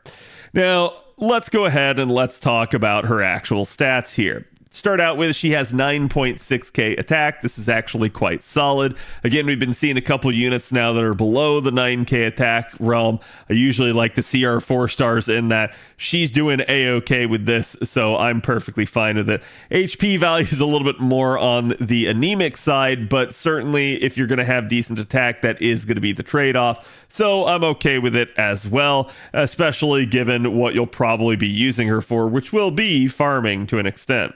Now, she does have 104 star absorption, which is a little bit higher than the normal pretender average. She does have 20% star generation, which is okay. And she does have a 0.77 NP charge attack rate, which I'm going to say is okay as well, especially for a buster unit. She only has NP charge defense of 3%, but that is the average. And she has a death rate of 21%, which is a little bit below the average. Her alignment is chaotic evil, and she is female gendered. Her traits are child servant, dragon, hominid, humanoid, loved one, Mount Liang, something that you guys should know, servant, and weak to intimate Elish. Now, looking at the deck here, this is where things begin to get interesting. You see, Ellie ends up having the standard Lancer deck. That is to say, she has double Buster, double Quick. She doesn't have a second Arts card or a third Buster card like you maybe would be expecting for a unit that is Buster oriented. So it is interesting, to say the least, that she will work in a weird way somewhat well with a unit like, say, Summer Scotty if you're actually trying to card with her. However, I'm going to say, obviously, you're probably going to be taking Buster supports alongside her, so it's not a big deal. The big key is going to be trying to combine the Buster cards with Eliza's NP for maximum damage output, or trying to form Mighty Chains with one of those quick cards and your Soul Arts card when it does actually manage to appear. Interestingly enough, her hit counts are all average, with the one lone exception being the quick card being 4 hit. So she does have that going for her. And since, again, she does have those double quick cards, her star generation should be pretty okay. Looking at her active skills here, you guys can actually see that she starts out with party-wide attack up of 20% for 3 turns, so a fairly standard sort of charisma-like buff there. And then she's going to increase various effects on her party members depending on their alignment. It is to say, if you are neutral alignment, you will gain critical damage for 3 turns. Sorry, if you're lawful alignment, you'll gain critical damage for 3 turns. If you are neutral alignment, you'll gain NP damage for 3 turns. If you are chaotic alignment, you will gain NP gen for 3 turns. So depending on the alignment of the allies, that is the buff that they will get when she activates the skill. Eliza herself, being chaotic, would herself get NP generation. So that is an interesting thing to see. Obviously, units could potentially get multiple buffs if they have multiple of these alignments, which is possible through buffs of their own and manipulation. And certainly, if you are some sort of weird alignment that is not one of these 3, you will get no buff. So that is something to consider nonetheless. But it is a nice little extra kind of supportive capability for her. She's also going to grant the party the Mount Liang trait, except herself for 3 turns, which is perfectly fine as she has it already to begin with, so she doesn't necessarily need it conferred to her. She's also going to increase her own critical star absorption for 1 turn. Now the absorption is 500. If you'll remember, she does have 104 star absorption, which is kind of right in the middle of the pack as far as classes are concerned. So the 500 should do some decent work for her and should allow her to soak quite a few stars. And again, the modifiers to everything there on the various alignments are each 20%. All of this on a 6-turn cooldown, which if we were using a double Koyanskaya setup, we could double up. Unfortunately, we are not going to be using a double Koyanskaya setup for Eliza most of the time. It definitely depends on what we're doing, but basically in a standard conventional 3-turn with Eliza, she's going to want to work with double Oberon instead. And the reason why is going to be this skill. As you guys can see, Eliza's charge skill is 20% only. So that definitely puts her square in that category of units that really struggle to work in a double Koyanskaya setup.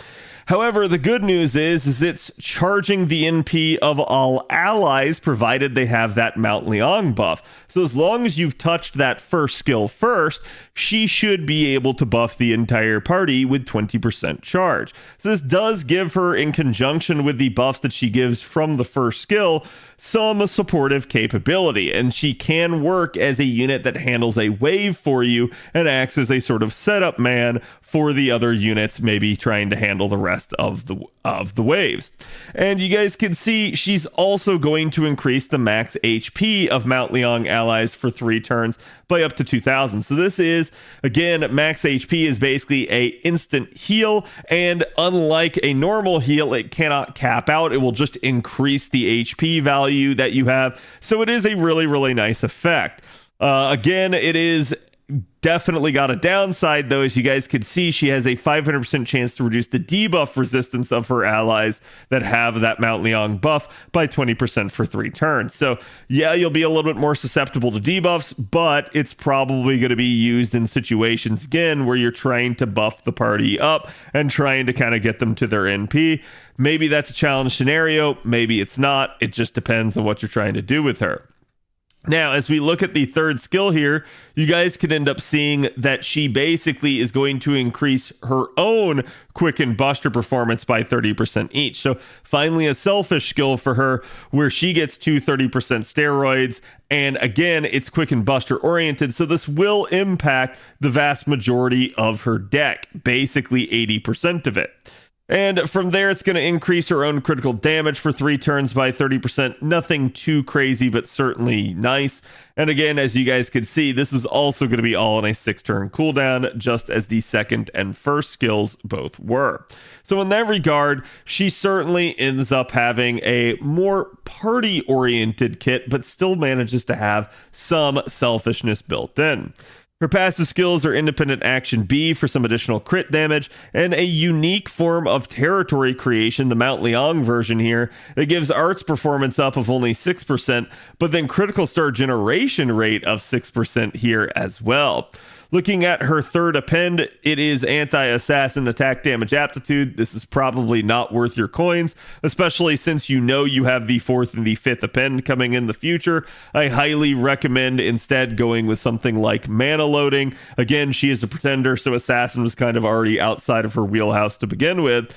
And certainly maybe considering things like the extra attack or the crit up, depending on your usage of her in more of a challenge environment, or maybe something like the skill reloading if you value the ability to kind of get back or double up the skills if you do happen to be utilizing her somehow with double Koyanskaya. Though again, that's not going to work in a standard 3-turn. Looking at her Noble Phantasm, she does have a 9-hit AoE NP. It is Buster based, as we already mentioned, so we don't got to worry about refund. And it's going to deal damage to all enemies and then apply a defense down on them by 10% for 3 turns. So if you do NP against the same set of enemies, again, you'll get those stacking defense downs and you will end up hitting a little bit harder each time.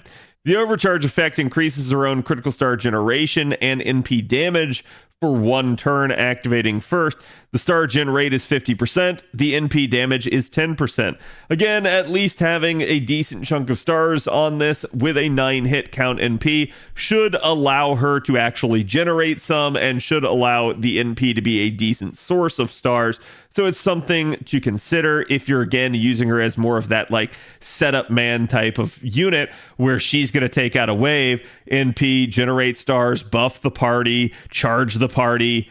It's definitely going to be a nice thing if you're trying to get somebody else to do some work for you. Now, let's go ahead and let's talk about actual craft essence recommendations.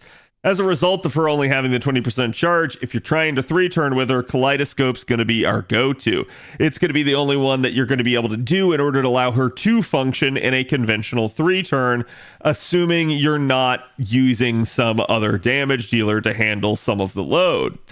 Obviously, not everyone's going to end up having K-Scope, but it is what it is.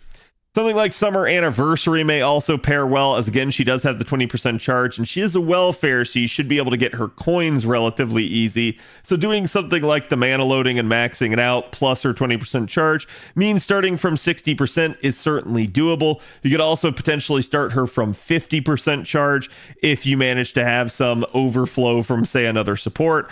It's definitely possible depending on what you're trying to do.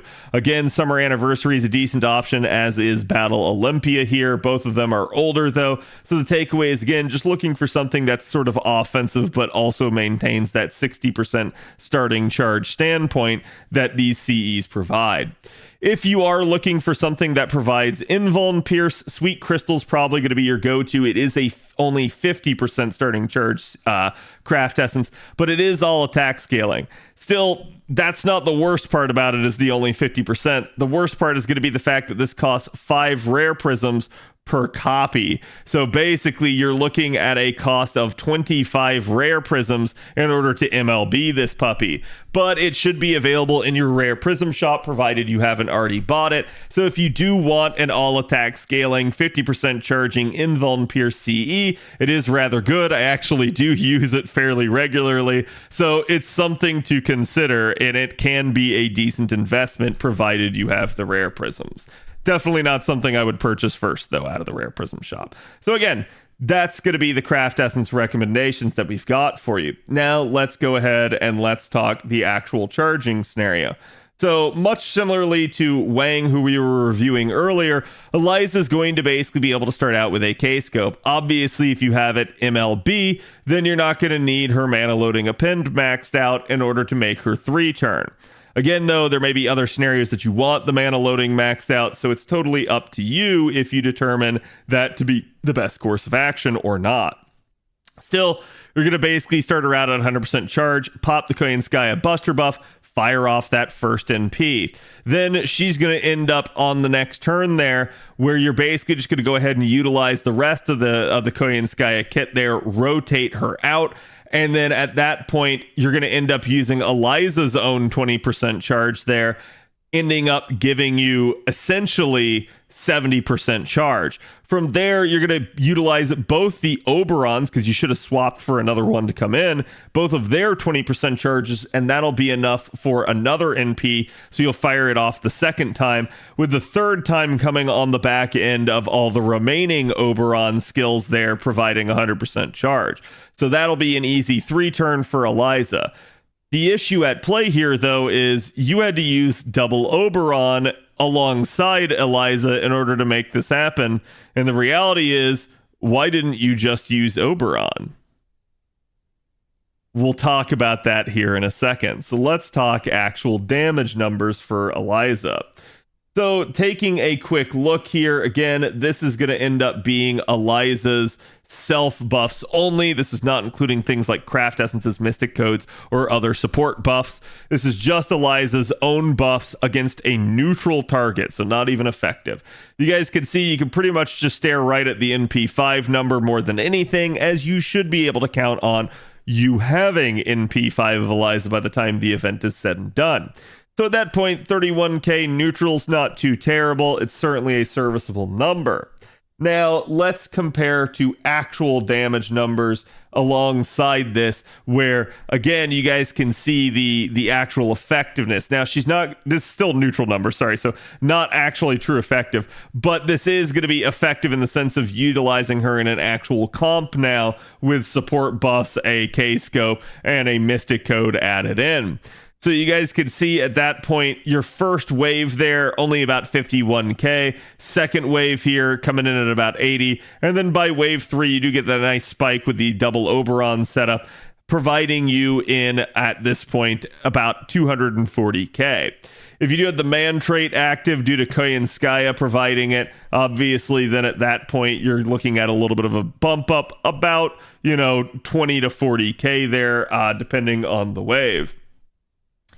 But obviously, Eliza's going to end up having some competition. So let's talk about that. Now, the obvious one is another 4-star AoE buster-based pretender, and that's going to be Summer Baobon. She's going to be happening with next year's summer event, so she's going to be one to keep an eye out on. She will not be welfare, though, so you will have to gacha for her, but a lot of people do like to roll, and honestly, I think a lot of people will probably roll her just because her animations are hilarious.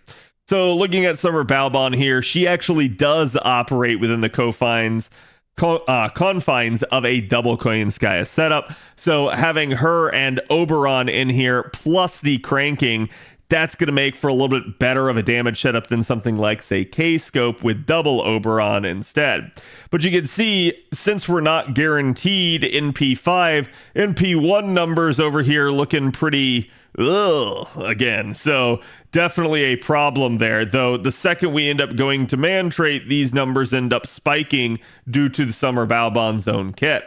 And you can definitely see NP2, the numbers get a little bit better. And as we start to compare NP5, which would kind of be NP5 of a gotcha 4-star versus NP5 of a welfare, you can see a lot more comparable numbers. So again, Eliza coming in here at about 240k there at NP5 and 282 if man, basically against Baobon's 267 at NP5 and 582 at man. Definitely a lot spicier. So maybe somewhere around NP4 would be that sort of break-even point for the two, but definitely an interesting thing. Cagliostro is another 4-star that has come out since then. He is arts-based, so you can see him utilizing double Castoria with Oberon and a Black Grail. That's going to result in a little bit better numbers, but as a result, you can kind of see his numbers are still not the best. Why is that? Cagliostro just kind of naturally has lower damage numbers. He does end up having the super effective modifier there for lawful. That definitely helps him out quite a bit. But as we start to compare NP5s, you can start to see him kind of pull away. And this is sort of just that power of Black Grail plus Oberon and the synergy that they have there. He is really beginning to spike at that point in time. Still, there is the other 4-star that's going to be coming even sooner than Cagliostro, and that's going to be Tlaloc. So Tlaloc will actually end up happening as part of LB5, so you guys will get a crack at her on those banners coming up in January. But again, it's up to you to determine whether or not you want to go for her. Tlilax's also going to be a 4-star AoE. She's going to be quick based though, and so you guys can see her being utilized with Summer Scotty and OG Scotty with a Black Grail there. Again, NP1 numbers not looking too hot, but certainly by NP5 we've got, better than Eliza numbers kind of getting cranked out. Definitely as well, we can maybe make it work with Oberon, but it's going to need overkill hits, and it's going to need almost half of her hits to be overkill. So that's going to be spicy nonetheless for that to be the case. But you can see the numbers do get a lot better if you can manage to pull this off. So it may be worth the trade depending on the node and whether or not you think it's possible. Now, the other interesting thing here is going to be Oberon himself. Oberon is kind of the end boss for this sort of thing. You've got a welfare getting compared against a meta support that also fulfills and provides the same niche as the welfare. And not only that, but he also ends up having his own niche on top of that. So you guys can see an actual Oberon 3-turn just using double Koyanskaya and Reigns with a level 100 Black Grail. Basically, NP1 of Oberon is going to end up really challenging Eliza even at NP5. If we do end up adding in Man, Eliza gets a little bit better, but keep in mind that Oberon himself can also use Man, and that will make him better as well. So Oberon just at MP1 kind of gonna beat Eliza pound for pound. So what you really need to look at for in using Eliza effectively is not going to be trying to 3-turn with her necessarily. It's going to be that multi-damage dealer type of setup where, again, she's your setup man. She's the one that's going to end up handling maybe wave 1 for you and then adding in all these buffs for whoever handles waves 2 and 3. So at that point, that's going to be what you're looking for, providing charge, providing maybe NP damage up to those neutral alignment allies, and again, sort of charging the party and actually giving them the Mount Liang buffs as well. I think that's going to be really where you're going to see Eliza utilized effectively. Again, like I said, just within her current event, there is a nice strategy alongside basically her with like Morgan Le Fay that you could use to kind of clear the 90++. So she does have her uses, but to me, where she stands out best at the moment is going to be in that party buffing niche, not necessarily trying to compete with Oberon, but at least in the sense of like, hey, yeah, I can function as a sort of low cost, free budget unit that will work for that sort of thing. So again, let me know what you guys think about Eliza. What would you change about her kit if you feel like there's anything that should be changed? And again, which of these pretenders will you guys be rolling for that are upcoming? I'll be curious to hear you guys' thoughts. Good luck with Halloween, and I will see you guys for the next video. Who was that? Okay. Have any good Bao picks out there? The problem with Baobon, I'm going to tell you guys this right now. The problem with Baobon Summer is like, yeah, everyone's going to be like, oh, she's so cute, right? Like, nah, this is the problem with Baobon Summer, chat. This is the problem right here. It's right here, chat.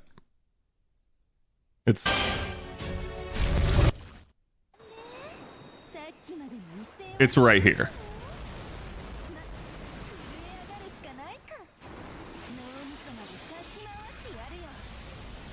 It is literally the spin meme from the actual fight. And it's freaking great. Like the fact that this just it literally is you spin me right round, baby, right round, like a record, baby, right round. Like, the fact that they actually did that is wild. I love them for that. That is one of the best memes that they have done in the entirety of the game. They wholly embrace the fluffy rotate meme. So, it's great.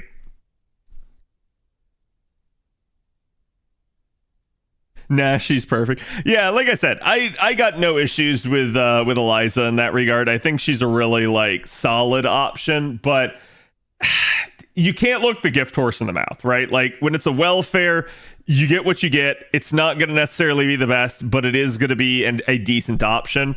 The real issue there is that she's going to kind of at least invalidate you rolling for any of those other 4-stars unless you get multiple MP levels of them, right?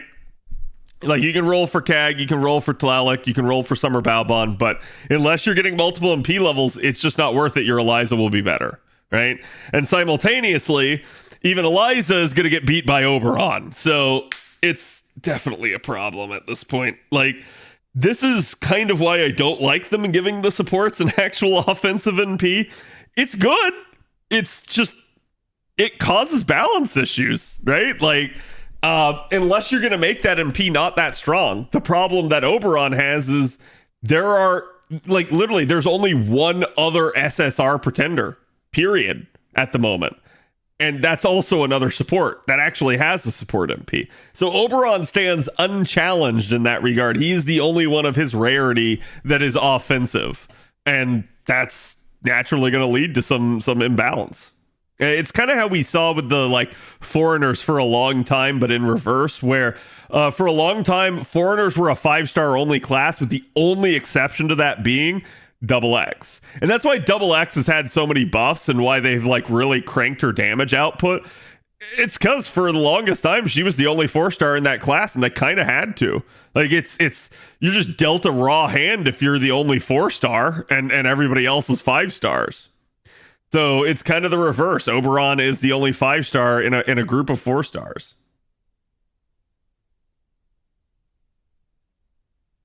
Probably have NP5 Summer Bow when I do Summer Mellow rolls. Yeah, that's what I'm saying. Like, some people will. Some people are naturally going to get MP5s, but it's like, if you don't plan to, it may be an easy skip, just depending. Like, I know a lot of people, they're going to roll basically for the like novelty of the character, right? Like, they just like the character, and that's going to be why. So it is what it is. Hornet TV, thank you for the follow. Sorry, I didn't see it. I know I was busy recording right there, but it was what it was.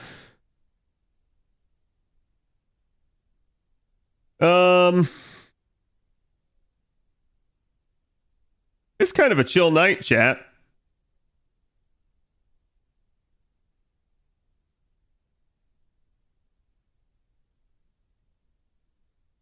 Why don't we call it here? We'll do like, I'll basically end up, sorry, when I say call it, I mean just the FGO portion of stream. We'll end up doing like whatchamacallit, the Atlantis stuff like tomorrow or something like that. That way we have like more time during the rest of the week. But yeah, it's pretty chill. There's nothing else like going on at the moment. So like let's play some variety. And by variety, I mean World of Wowcraft.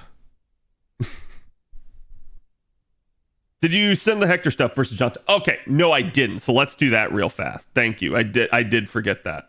So before we move on, since I know some people already probably left. Oh my god.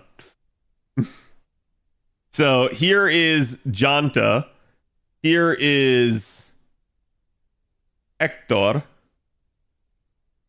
And let's go look at Hector buff. Wait.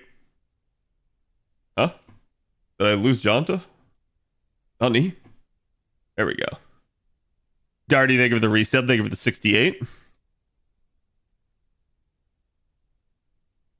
Burning already changed me. Where was it? Did they actually have it linked? They do, thank God. Bam, bam, bam, bam, bam, bam, bam, bam. Okay, so wait, so which one was this buff? That's strength in 1. That's strength in 2. Oh, so it's this one. Okay, so he got charisma of defense. I actually haven't really looked at this. I saw he got a buff, but I hadn't paid too close attention. So increases the party's attack for 3 turns by 20%, and it used to not even do that at all, so that's perfectly fine. This is interesting because this is a new like indicator for fandom, but this is like, yeah, it's just a cleanse. It always has been. Like, so like I don't know why they decided to put that indicator there, but it is what it is. He recovers his own HP. That remains unchanged. I probably would have liked to have seen that up some because I feel like healing in the game is massively underpowered at the moment, especially given how good some of the supports are. But I guess it's like he's a 3-star. You can't ask for too much. And then charge his own MP gauge by 20%. Ooh, and all this on a 5-turn cooldown skill.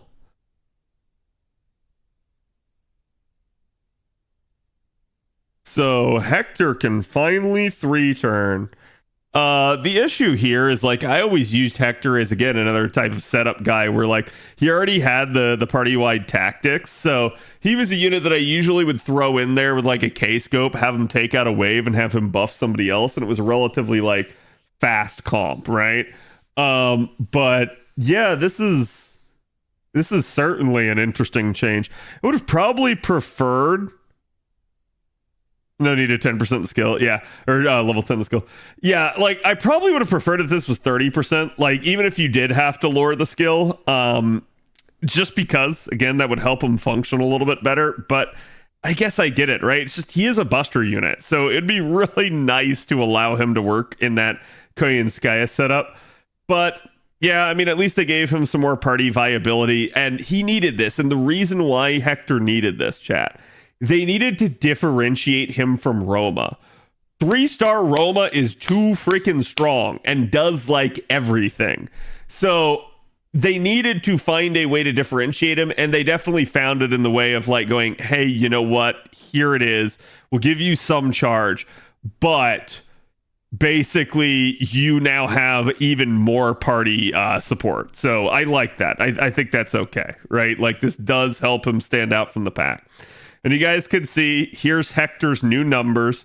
So again, he would have to use a double Oberon in order to work at a level 100 K-scope. Obviously, this is theoretical, right? But again, you guys can see 226 there is not too bad.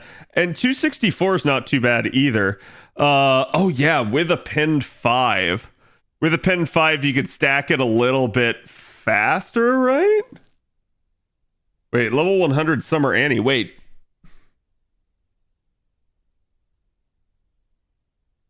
Could you? Could you actually get away with that? Hold on. Yeah. So I assume you start out with mana loading. You pop his 20% there. And it's 5 turns, so it's single Koyanskaya, so you get back.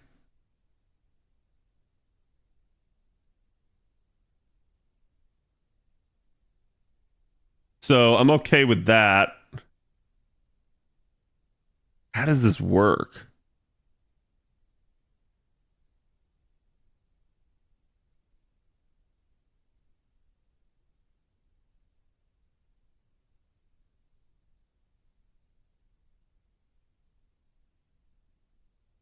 Wait. Yeah, okay, I see what you're doing. So you'd have to, because we know we get this 20% back there, so you'd have to go like Koyan, rotate for Oberon, which just means we just use another 50% there. And then we do the double Oberon 20% and the final Oberon 50. That's fucking weird. He's not the only unit that has to do stuff like that, though. So honestly, it kind of makes sense, right? Because if you look at it, this is why somehow without the 5th append, his numbers are actually better basically in wave 2 because he's not able to get those 20% like charge skills off from Oberon, which are actually 30% NP damage, right? He's not able to get that in wave 2 anymore. Now that's deferred to wave 3. So he's getting better damage in wave 3 significantly. So he's getting like 80k more by this, but he's getting like basically like 20k less on the second wave. So not ideal, but yeah, if your only concern is wave 3, who cares, right? Like just crank that damage, because again, these are neutral numbers. So like if you're looking at like effective numbers, you're just going to multiply it. Now yeah, I mean like Jonta's gonna kick his ass, right? Like it's just actually 5th append, Jonta and him are like exact same almost.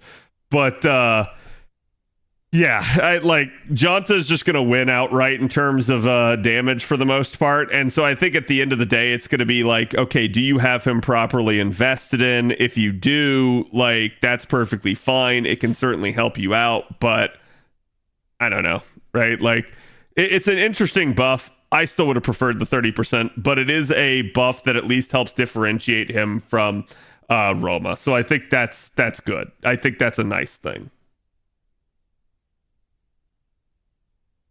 After being able to double dip steroids is why he's close. Yeah. And it definitely helps. Like I said, like he needed some love. Roma's just too good. If you ever go look at Roma's kit, you'll see exactly what I'm meaning.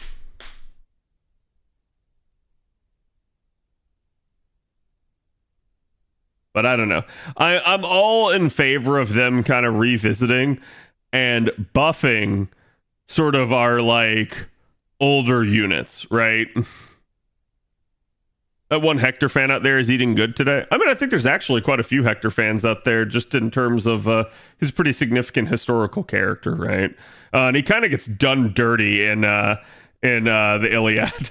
So, like, it's not really Hector's fault, but, like, it just is what it is. Hector's, like, he is the stereotypical tragic Greek hero.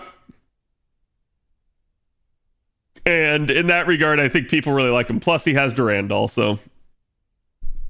Blame the gods, yeah. More like blame his asshole brother. And maybe Achilles. But actually, I don't even know that you could really blame Achilles at that point, right? But yeah, we'll go ahead. We'll switch to WoW here. And we'll see what I have to do tonight in WoW. It's reset night. Tuesdays in WoW are always the reset. Let me switch scenes here. Paris is definitely at fault. Oh yeah, Paris is definitely at fault. So I've been doing some glam farming. That's why some of my ults there look a little bit better. I've also started to level my paladin some. I'm liking it a little bit better than Death Knight actually. Paladin, like Ret Pally is Ret Pally plays really smooth now. It feels like. Those elves need to put their weapons away? No. But yeah, I basically all last week I farmed dungeons like crazy, so I had a ton of stuff to do there. I don't know if any one of the boys are on and would like to do like some delves. I don't know if Mr. Creamy's out there and is feeling frisky for it. Let me check.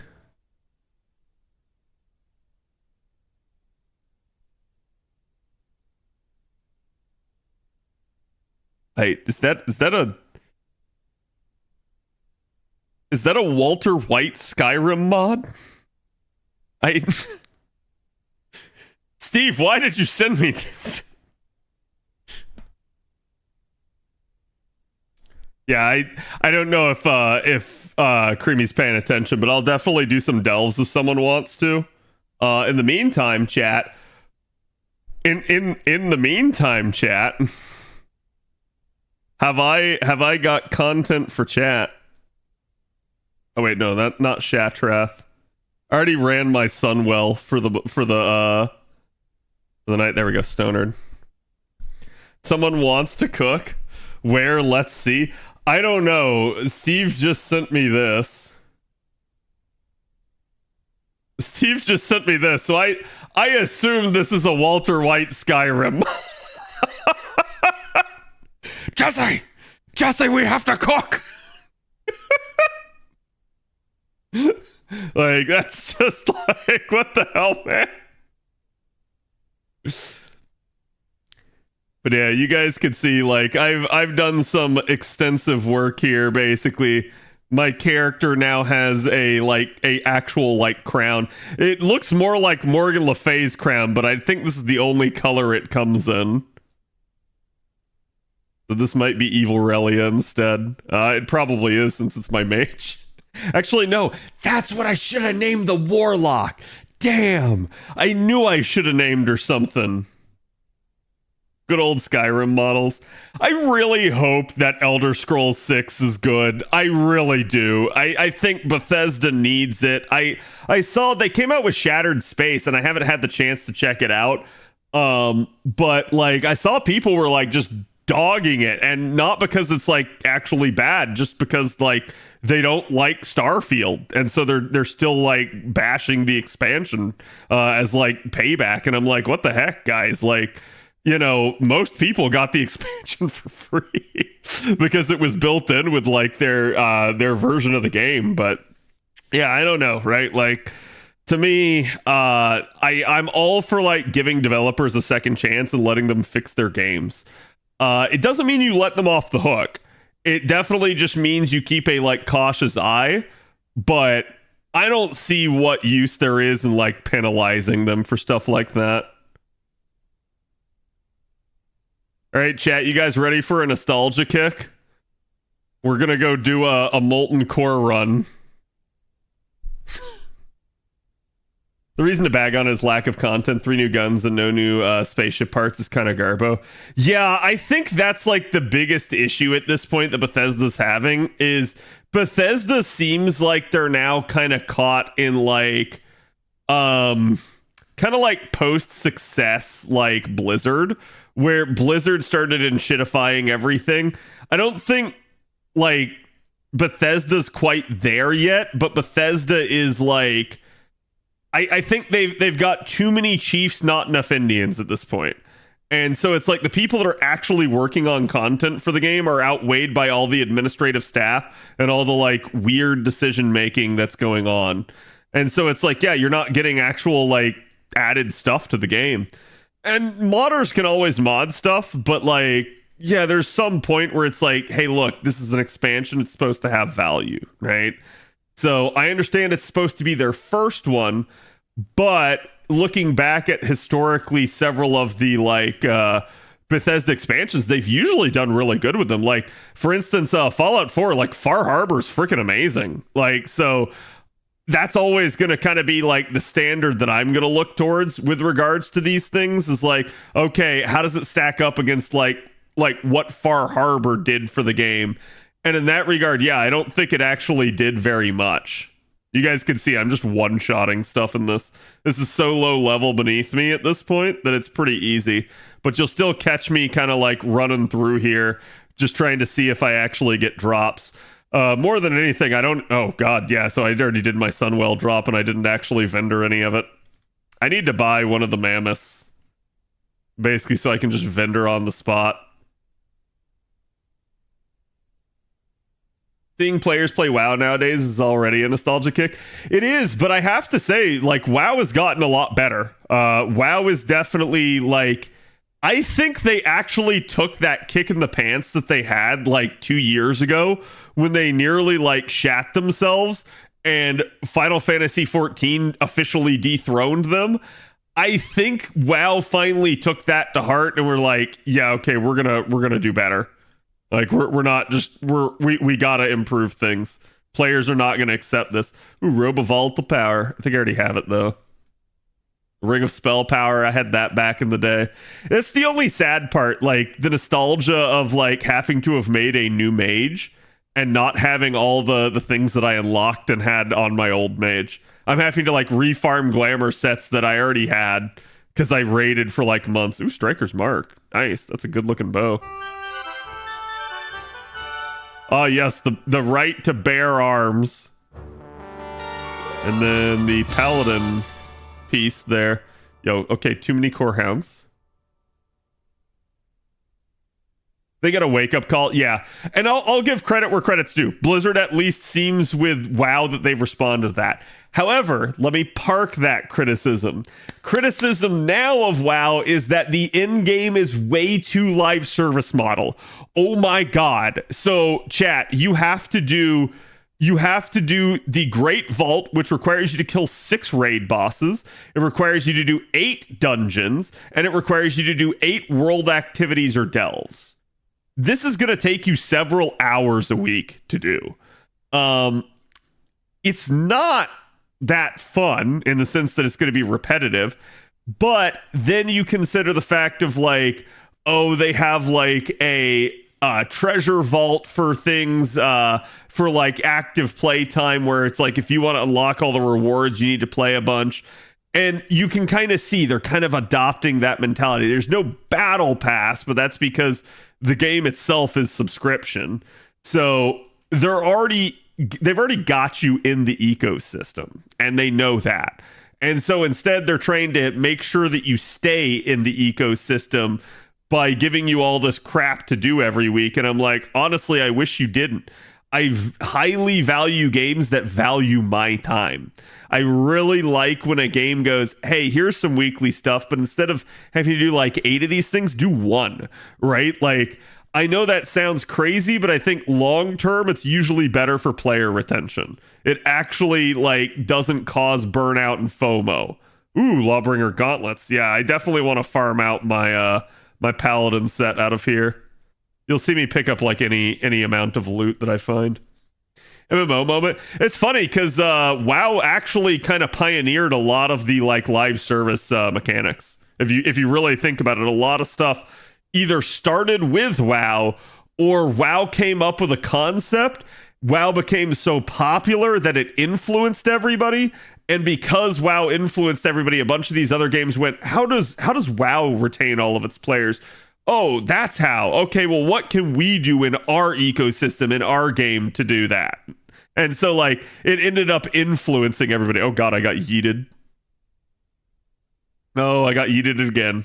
The cool part is, too, if I can't pick up something, it'll actually just go into my mail. So you can see I have unread mail from the postmaster. Brutality Blade. Excellent. Helm of Might. Circlet of Prophecy. I swear I only see Priest loot. I never see Mage. I need to switch to Priest chat. That's clearly what it is. It's funny. This is also why I was like, I wonder if Creamy's around. He probably is, but I'm not sure if he's got the stream muted or he's AFK or something. But yeah, like if I do, I'll show you guys the delves. The delves are like a cool sort of like spelunking like dungeon experience. I am here. Creamy, you want to do delves? At least after I'm done with this Molten Core run. I don't know if you've already done them or if you're busy. I think you might have been AFK when I asked the first time. I need to play 11 again? Is 11 still going strong? Like, does it still have like a... I assume it still has like a devoted... what the heck? A devoted fan base. But I also assume it's pretty small compared to 14 at this point. Shazra. Oh my god, another robe of power. Both my dailies are to do delves? Yeah, that's why I was asking. I thought 11 turned into 14. No, they didn't close down 11. 11 stayed around for a long time. And I think now they just said that they're not going to release new content for it in the last couple of years. Magma tempered boots. I hate that wearing a cloth robe. I can't see anything. Which, by the way, I love the way this robe looks. It reminds me of like Jaina's chest piece some. And it's a full like... Oh, hold on. Let me kill Golmag from up here. Boop. That is, as somebody that did Molten Core while it was relevant, that is such an insane thing to me that I can just like stroll on by and snipe him with a little like a little splurt of magic there from the top.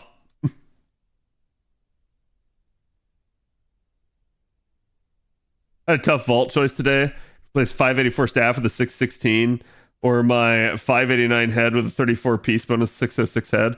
I got 616 pants, I think it was. My god, Creamy, why do I only get your loot? I don't know why, but it's all I ever get.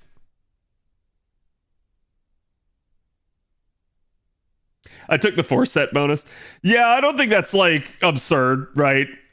For me, it was none of my like set bonus pieces, so this is the pants that I ended up getting. And I'm up to 594. I think I can be 595, but I'm purposely using a lower trinket because it's better. because irony plagues your life. It does. I swear, I cannot get mage drops to save my life. Even when we run in a group, I only get other people's loot. It's like moderately infuriating. This game hates my new mage. It's just bad luck. Even so, I actually got the Creamy got the legendary Sunwell bow to drop, and I ended up running it on my paladin, who's only like level 40, and I ended up getting it to drop. But it dropped on my paladin. It didn't drop on like my mage, who's my main character. I had to run it like on a third character for it to actually like drop. And I was actually not targeting the oh, come on. You're gonna make me loot this. I was actually targeting not the legendary bow even. I was more or less after the what was it? The Sunwell robes. That's what I've been trying to get out of there. My shaman has that Lego bow. Yeah, it's really nice. Let me see if I can show it to you guys. It's hunter, main hand, not staves. Bows. Yeah, there it is. Thoradal Stars Fury, right? This sucker looks nice. And like Creamy was saying the other day, I think like back in the day when this came out, so hunters used to have to use ammunition.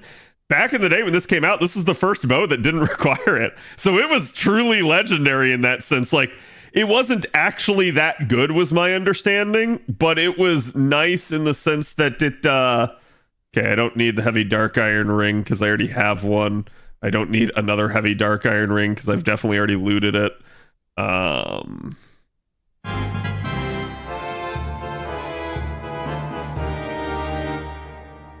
don't need the ring of spell power.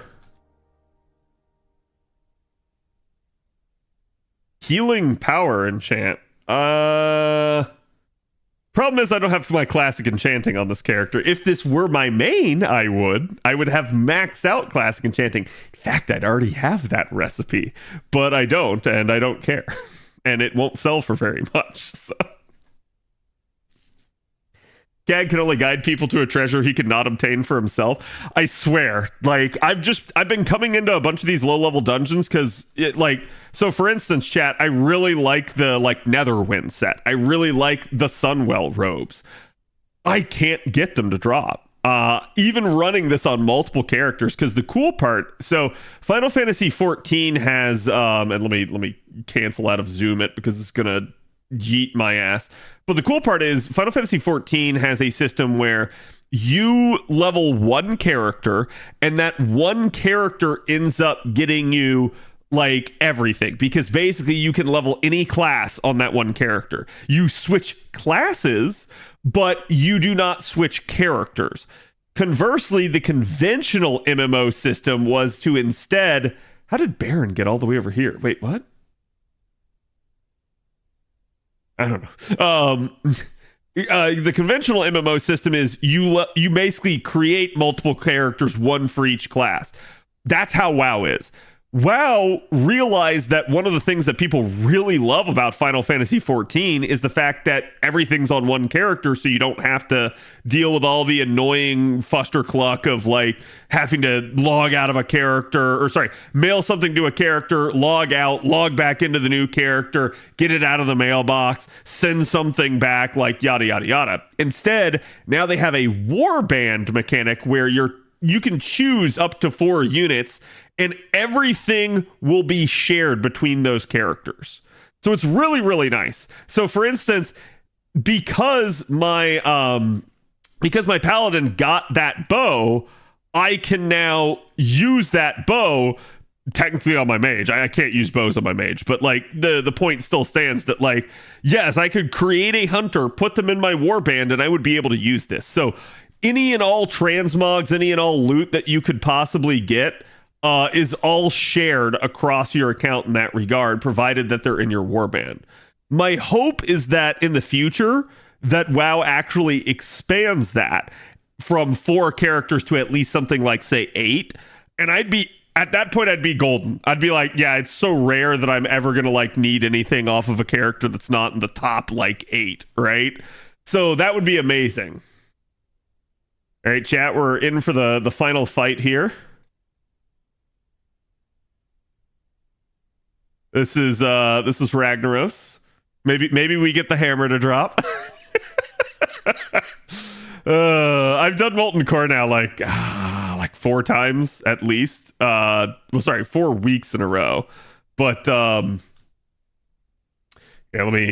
while this is going on, let me find some stuff to get rid of. I've already gotten Robe of Volatile Power before. I don't need the Elemental Fire. I have a couple of these relic items I need to make the legendary. So I think it was it Draenor or was it Legion? One of them allowed the ability for classes to like make their legendary. Here you go, chat. I'll turn the sound on. Too soon. You have awakened me too soon, Executus. What is the meaning of this intrusion? There's your nostalgia kick, chat. Mortal infidels, my lord. We have invaded your sanctum and seek to steal your secrets. Fool. You allowed these Namesakes, yeah. to run rampant through the hallowed core. Now you will lead them to my very lair? You have failed me, Executus. Justice shall be met indeed. Yeah, the camera was always wonky in here. Now for you, insects. Boldly you sought the power of Ragnaros. Now you Goodbye, shall Ragnaros. see firsthand. Ooh, Dragon Blood Cape. I don't think I had gotten that one yet. Crown of Destruction. Oh, that looks great. That'll look great on an Evoker. Ah, Netherwind Pants. I finally got Mage Pants. Inventory is full. Which is unfortunate because mages always end up wearing robes. So guess what I can't ever see? I have a duplicate of that. Yeah, I need to buy one of the mounts that lets me vendor.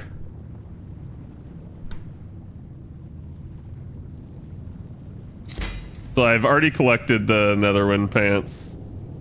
Collected that, so none of this is of value to me at this point. And it should be it should appear for me in the mail if I don't, so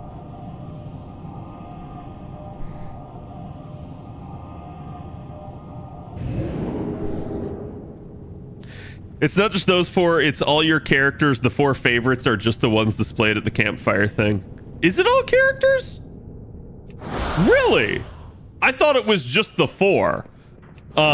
Which, like, you can change those 4 around, so it was never that big of a deal. But yeah, if it's all characters, that's freaking amazing. That's great. That's perfect. Top 4 are just favorites. Okay. Yeah, I thought it legitimately mattered, so that's even better. I had noticed, because, like, occasionally I had, like, logged into a character that wasn't one of those 4. And I still had, like, some of my titles and stuff that I had unlocked, and I was like, huh, that's weird. But yeah, so A-okay with that. What are your orders? Okay, let me vendor this crap.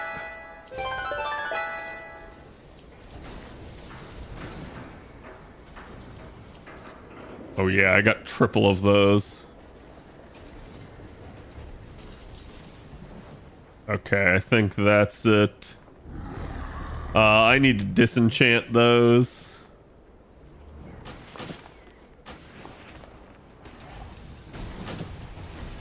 Okay, don't care, don't care, don't care. Don't care, don't care, don't care, don't care. Don't want to vendor that. Put that up there.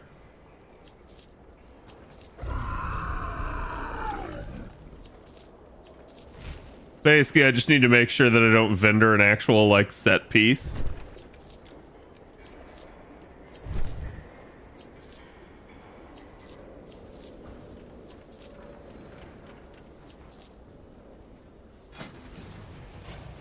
I think I already have that, actually. Yeah, I got the Sunwell staff, which honestly doesn't look that good. That thing drops off freaking Kill Jaden, and it looks like hot garbo compared to some of the other staffs they've done. That is the issue now that there's like so many like expansions worth of transmog.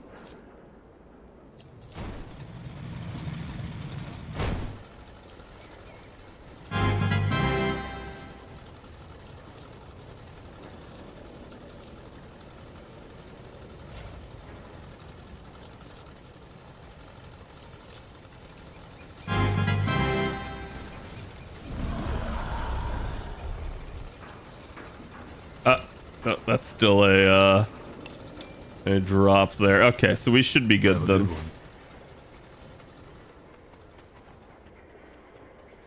By the way, the new stuff's at the trade vendor. They got 2 mounts. Yeah, I was looking at that earlier. They looked really nice. I haven't gotten any of the stuff. Here, let me toss you an invite. I have many goods for you to see.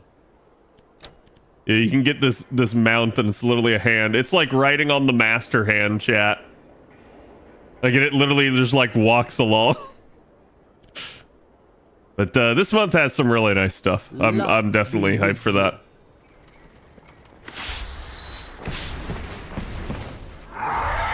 Who's all characters on an account? Yeah, good. That's definitely nice to hear.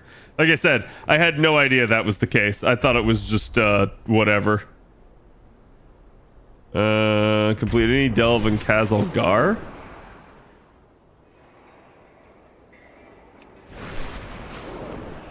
Do I have a bonus? Yes, there is a bonus at the Earth Crawl for me. I'm gonna head on over, Creamy. I'm also in VIP 3 if you want to join, or you can stay up there. I don't think it'll matter. These delves aren't that difficult.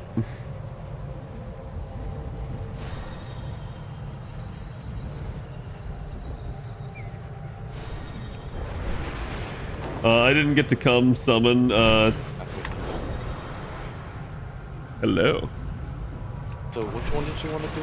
You just want to get them out of the way, or? I was just doing the bonus one because it's down here for me. I think this is the original one. Yeah. You just. Cool.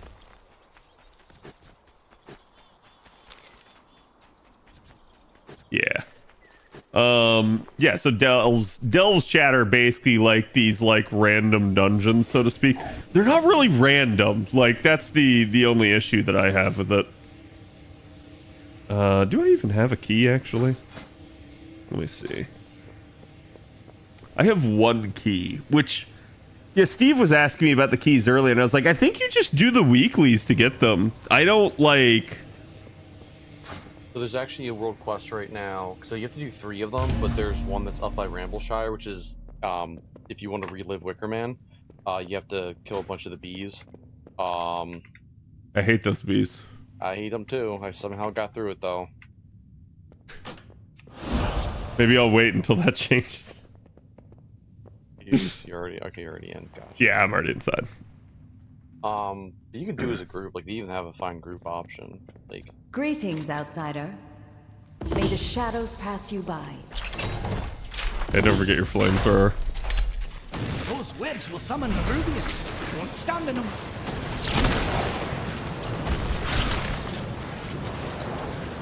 Why is my character like sideways? What the hell? My character shoots the flamethrower out of its staff. How it always should have been.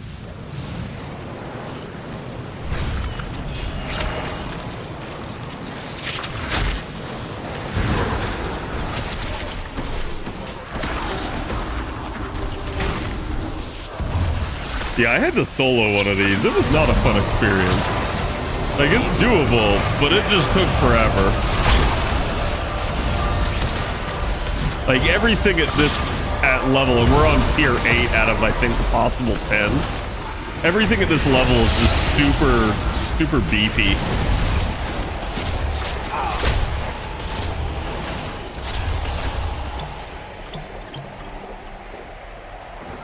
I gotta pull big boy.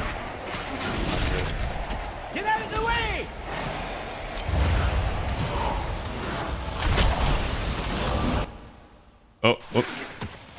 Accidentally sometimes turn the spell effects off.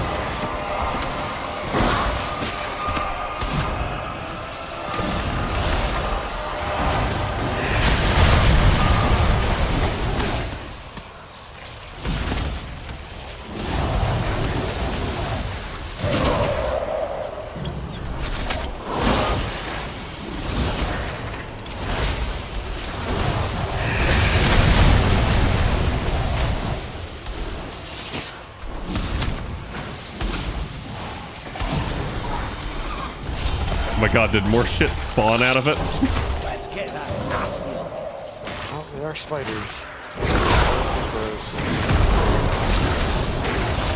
Oh, like, I'm not even bothered by that. It's more just their health values, right? Let me turn that off because it feels like it's really loud. Sorry about that, chat. Yeah, the sound effects for the game feel like at certain points that they get really, really loud.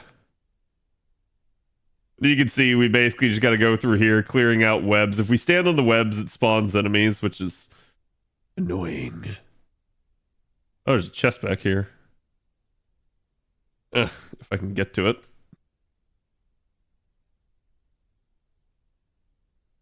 There we go. You had to stand on the tracks. Some garbage. Oh god, that's worth 200 gold. What the shit? There's a gray piece of trash that's worth that much. Oh, I think this is killing them in order. Yeah.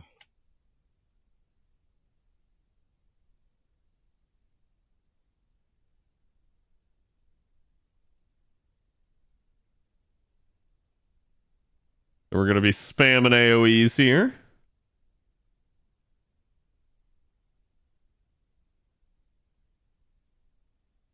Ooh, they hit hard.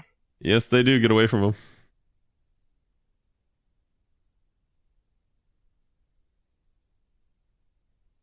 I froze him again. Welcome to Mage. Yeah, even I'd be playing keep away with this sort of crap. It is the annoyance of it.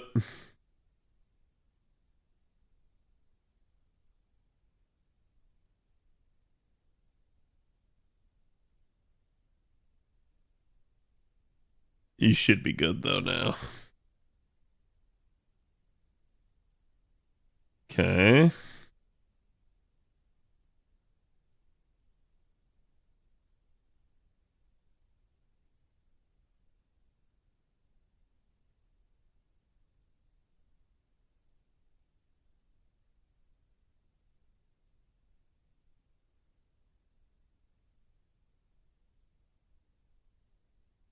The one thing Mage is graced with is a lot of survival cooldowns.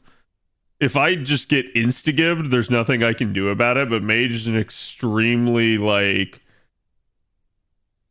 outlasty class.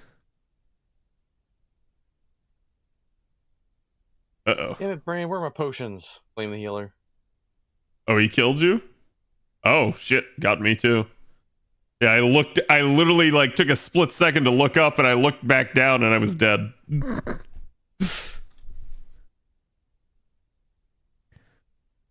Brain, And it's weird, too, because healer. I was gonna say, he's got this ability, which is the shield. Oh, hello, they're all here.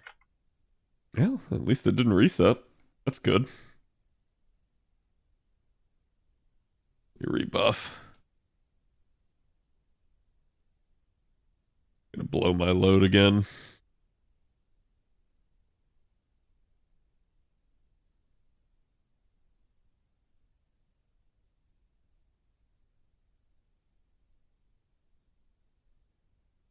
There we go. Yeah, there's so many like numbers on the screen. I know it looks like craziness to you guys, but part of the issue with that is because I'm playing Arcane, and so I'm spamming procs of Arcane missiles, which fires off 5 missiles at a time. So it just looks like it's like pew, pew, pew, pew, pew, constantly out of me. Gonna be heading off to bed. No problem, King. Have a good one.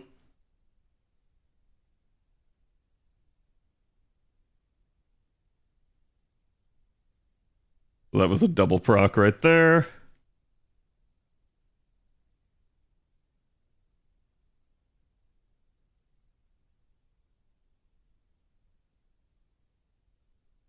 And yeah, mage comes equipped with a lot of like just kiting abilities. So like I can freeze enemies in place, I can go invisible, I can conjure mirror images just like you would in like D&D. Let's get out the flame. Hans gets a Flammenwerfer.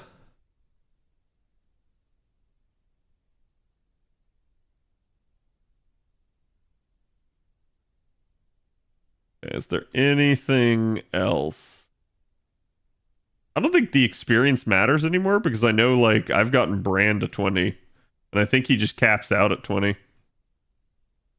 But I don't know if you need it for like leveling the delve season, since it's basically the equivalent of a battle pass.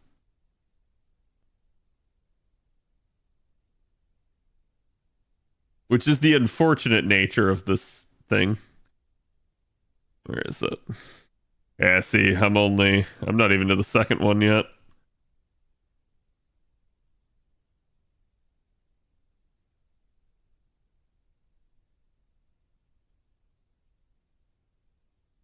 Oh, is there anything over here? Nope. Ooh, one over here.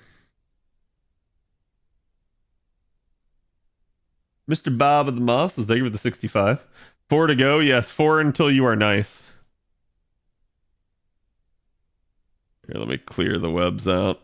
So also chat, if you guys haven't watched me play WoW before, I have arachnophobia mode on, not because I'm afraid of spiders, but because I love the fact that it turns the spiders into crabs. Like they're all like crustacean lobstery people and it's fucking hilarious. I just leave it on just for that reason.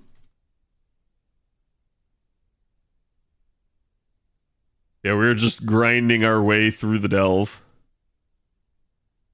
He's asleep. Let's leave him. There's no reason to kill him.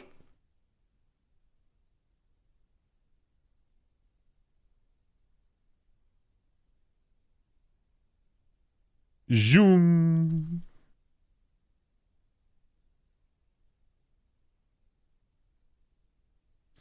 You see, that opening salvo of mine's worth some good damage, but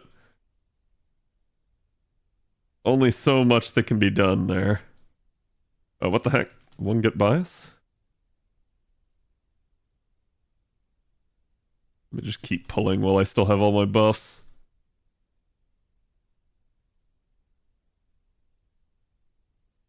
Oh, he's gonna fear it. No, damn it! I was like, oh, it's just an AoE. What happens if I get hit by it? And then I remembered. Okay, let's shield that up. Let me work on the sound settings, chat, because it feels kind of dull without any sound whatsoever. But it definitely feels like the game is too loud. Or is it not too loud for you guys?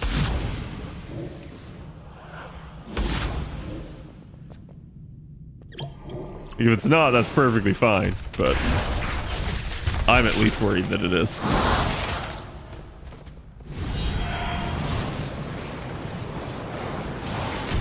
There was no sound until now? Yeah, I had the sound effects turned off.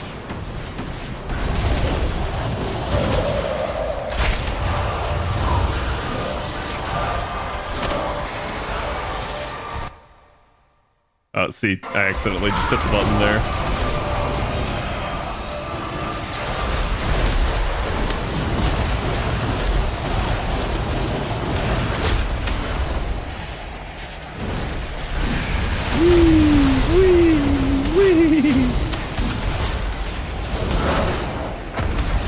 At least this delve's straightforward. We've done it so many times, we know the fastest way.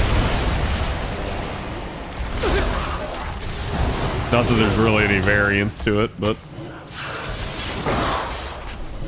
it didn't seem loud earlier. Okay. Yeah, I'll leave it on then.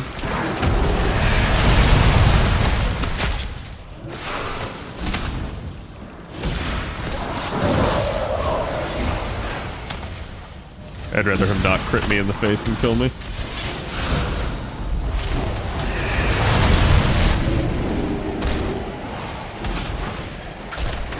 Yeah, see, Blink allows me to just instantaneously transmit to somewhere else, which is also really nice for survival purposes. Oh, there's a... Ah! Bran, get out of the way, you asshole. That's more like it. I guess there are resonance crystals. I didn't think about that.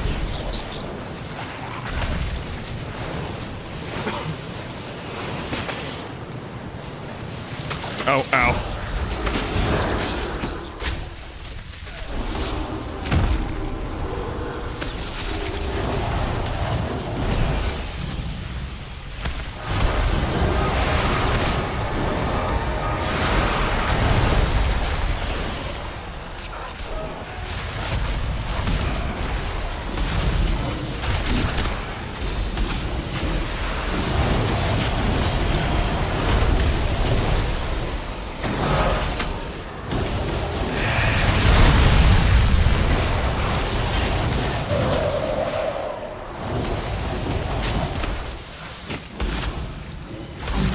Heck is still hitting me. I guess he shoots. I didn't even realize that. You're looking a bit rough.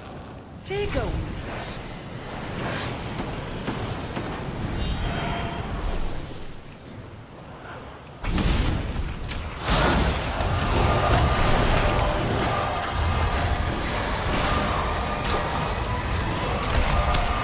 And that AoE pulse move that I just did there is the cooldown reducer. So as I use that, my stuff comes back faster. Let's pull the first guy. I got a couple more seconds on my cooldown.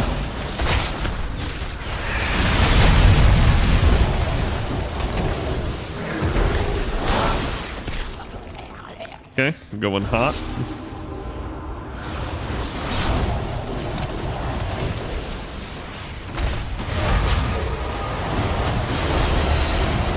We're running, we're running. I know I'm gonna have aggro.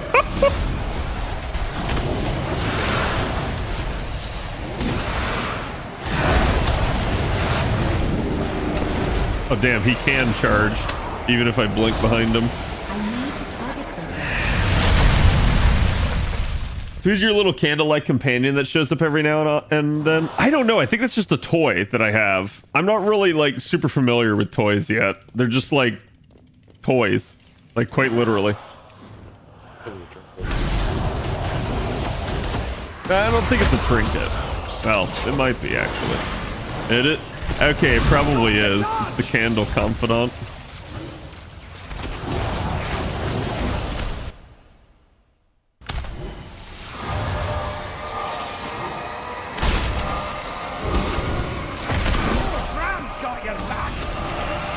I should have used our bloodlust at the beginning.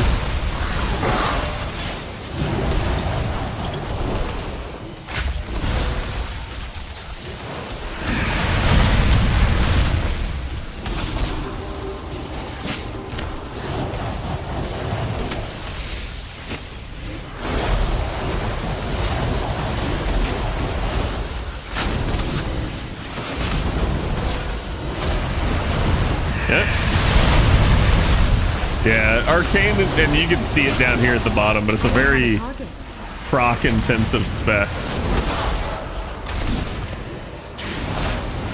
Like everything works based off procs, and it's both good and bad. Sometimes you get some insane rate of like procs, and other times you don't. And you live and die by them, so if you don't get good procs, it just takes you forever to kill anything.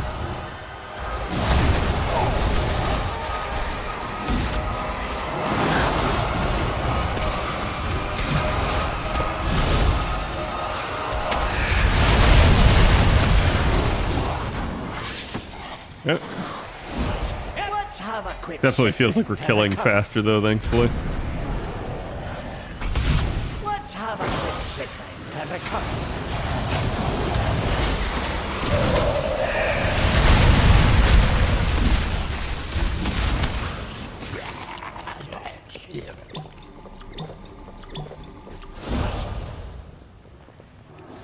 Gonna sit on cooldowns here. Since we shouldn't need it for these guys. And we got final boss coming up basically. I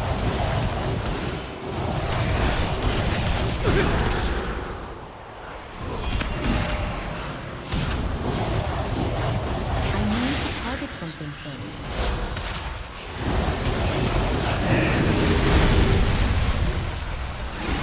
Damn, I tried to blink to lead him back to it.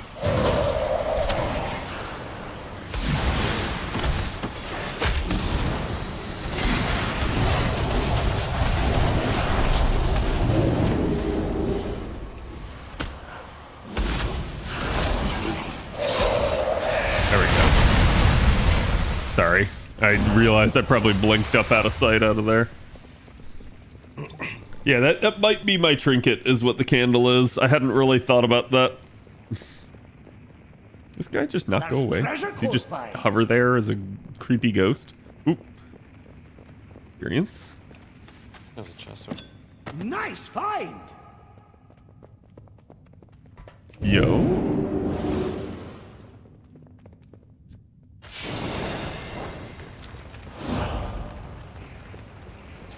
That's a terrifying question because we're at 36 out of 37.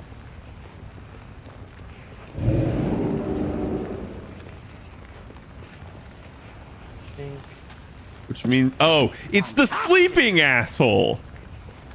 It's gotta be. That's so dumb. So quite literally, because we left one alive, we were kind enough to spare one poor unfortunate soul so that he could go tell his friends not to fuck with us.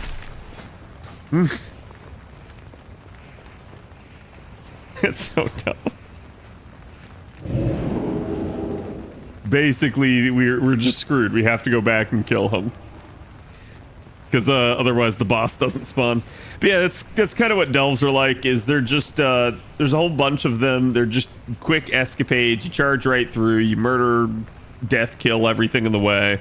You find loot, you end up like leveling it up over time, which like I said, you can see there's like this Delver's Journey thing.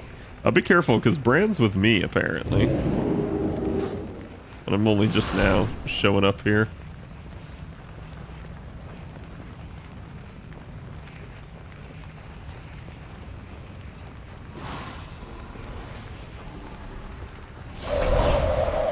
Uh-oh. Is he not freezable?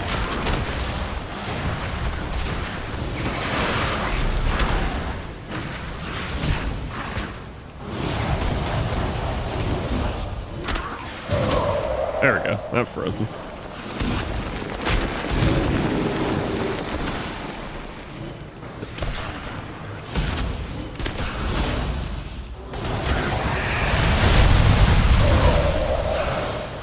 I really don't like that those meteors have a delayed registry.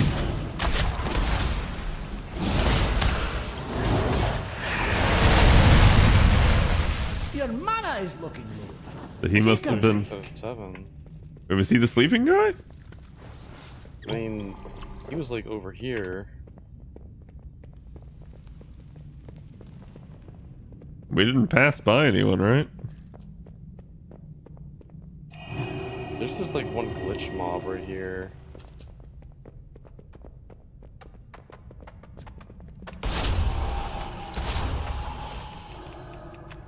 Oh my god, dude.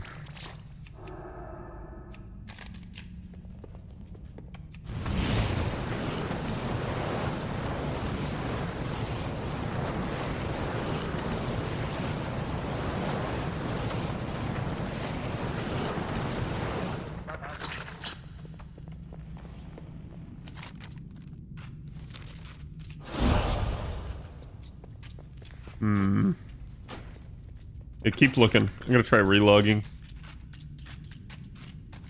Glitchcraft, it happens. We do encounter bugs and stuff like this. And again, it's like open world games just have this happen. It sucks. I hate it. It's stupid. This shouldn't be a thing. but it is.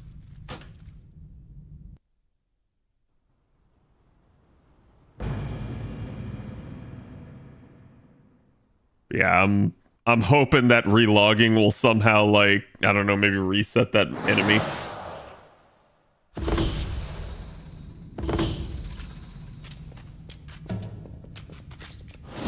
Okay, Creamy did the same. But it is still...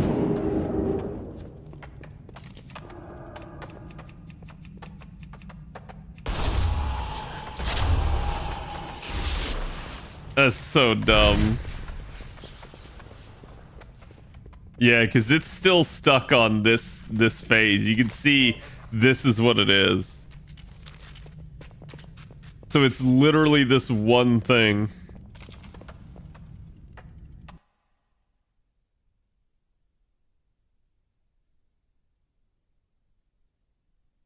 You know, Dells could glitch, but is.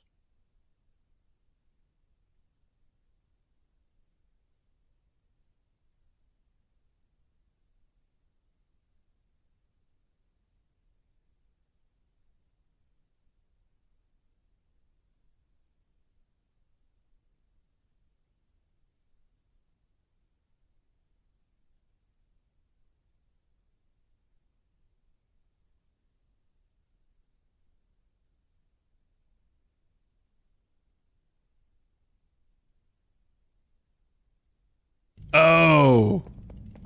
Shit. Did we clear all the webs? All we did.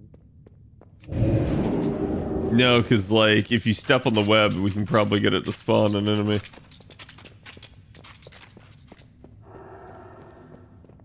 There's one web back at the beginning. Let me see. You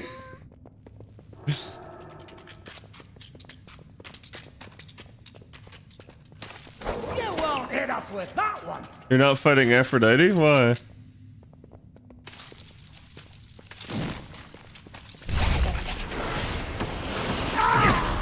You never understand.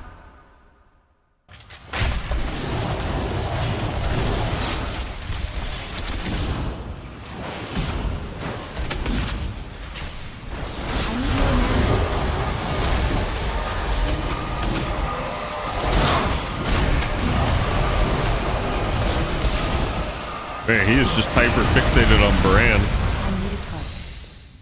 Wait, did it die? I feel like that just bugged out. Please walk down, walk. I think that resets it. If you actually hard leave, I'm gonna try dragging him into the circle. Oh, does he reset?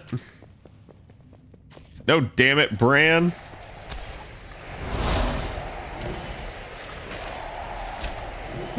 Skittering ambusher.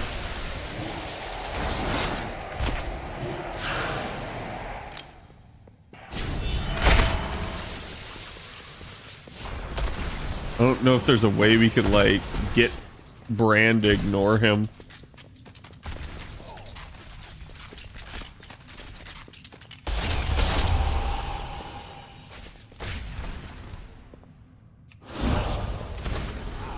I want to drag him into the quest marker and see if that works. Okay, it looks like if we just run backwards, Bran is forced to follow us. What? It just died. I just watched it keel over.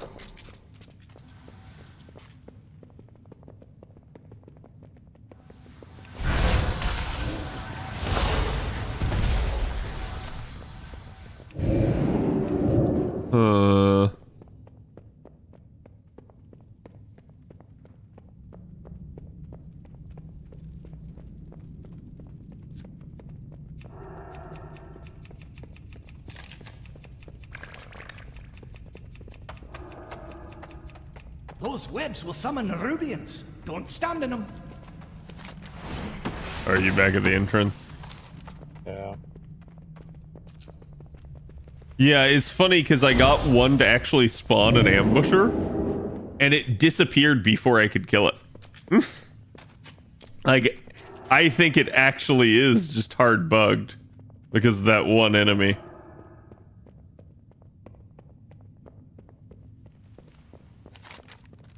Oh, did you walk out? Yeah, I was getting backed.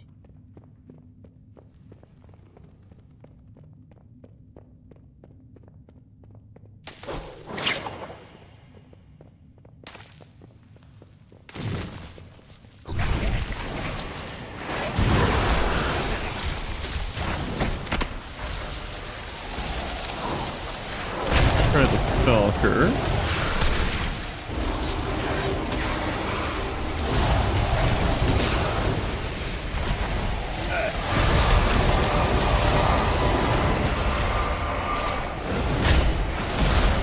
You see that enemy disappeared. So did the Marauder. Like, I think this is just bugged. Yeah. Stay here. Let me see if I can leave and if that'll work.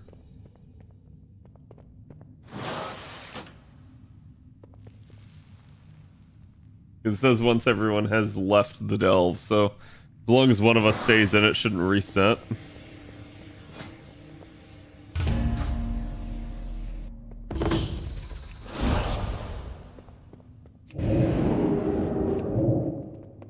This is just wild, though.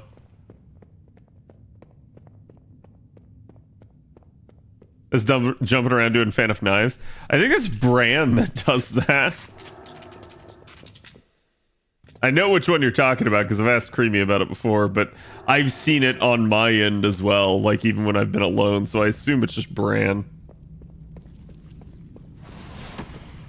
I hate this thing so much.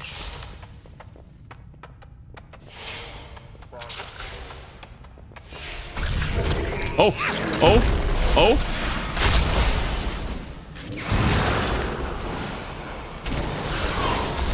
I don't know why. I don't know how. I'm not questioning it. We're doing it. One plugged in me.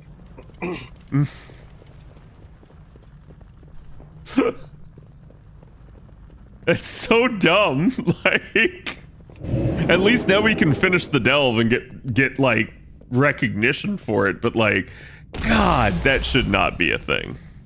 Neither of us noticed that these guys weren't even here to break out, which would be an indicator.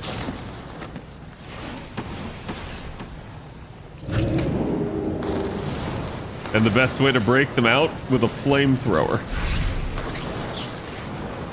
as we cook them alive. Fire!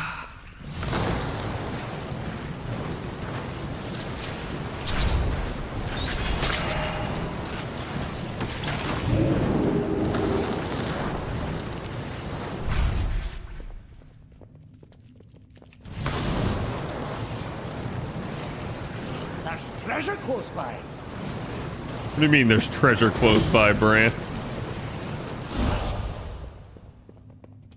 There we go.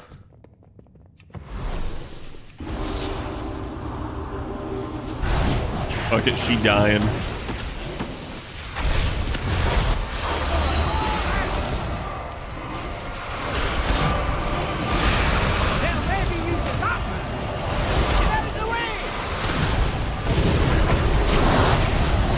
It's funny that she only seems to ever do the cart sideways.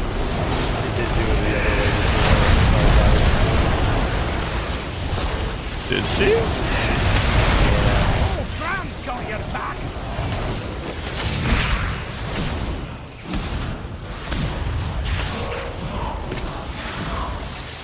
Oh! Oh! Okay, I'm gonna tank her for a bit.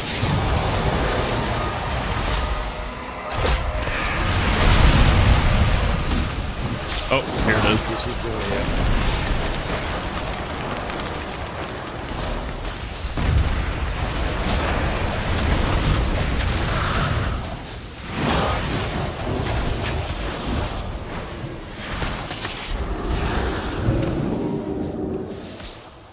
Oh, shit! She killed me. I was getting ready to invis, and she fucking walloped my ass. I don't know if you can finish her the last bit. That's gonna be painful.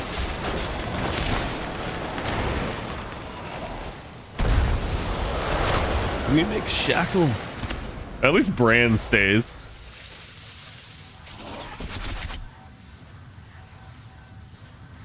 Oh, don't go dying on me. Oh, that's so dumb. That's so dumb. I don't know why. She felt like she hit like really hard there. I feel like she doesn't normally. Oh.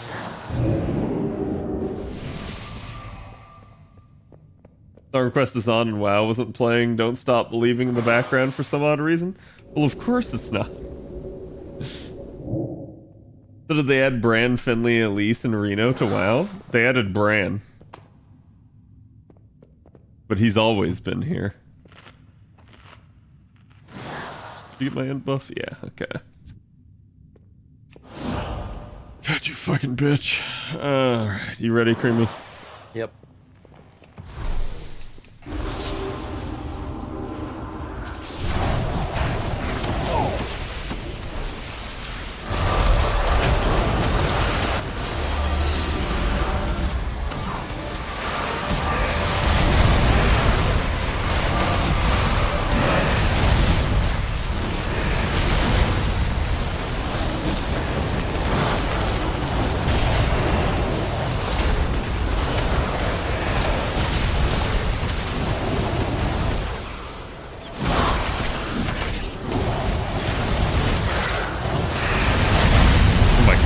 Procs are going insane.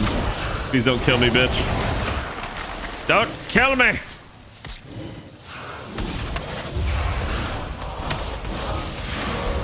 Okay, I'm invising early. That means she's gonna shift focus to you.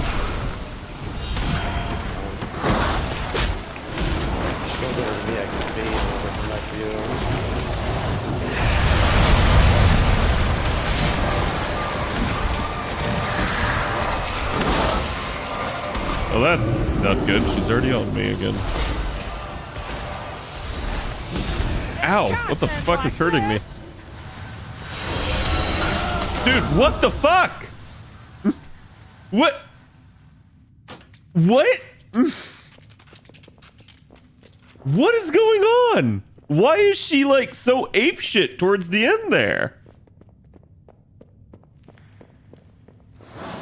I don't get that at all. And it feels like Bran just stops healing somewhere in the middle of that. Well, this is our last attempt, apparently.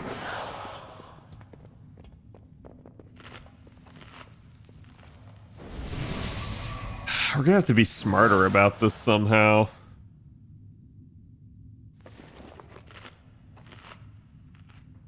$750 health on a 5-minute cooldown? That ain't gonna do jack shit. These old potions suck. I have an emergency health stone. That's at least something.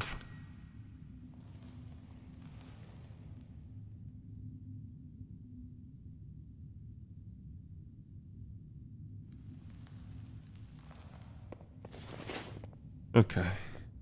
You ready? Yep.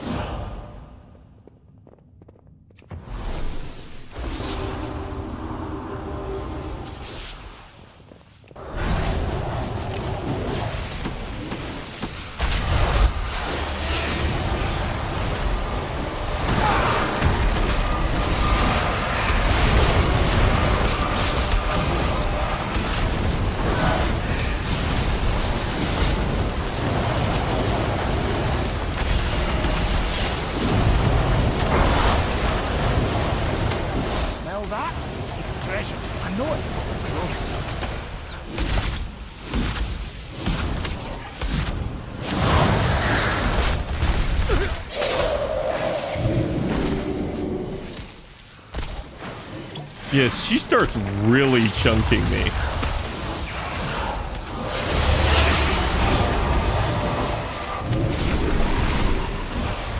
Like, I can play keep away with her for a bit, but it's like she just starts damaging me somehow.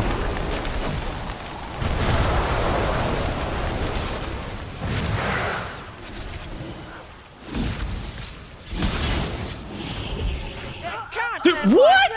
What is damaging me?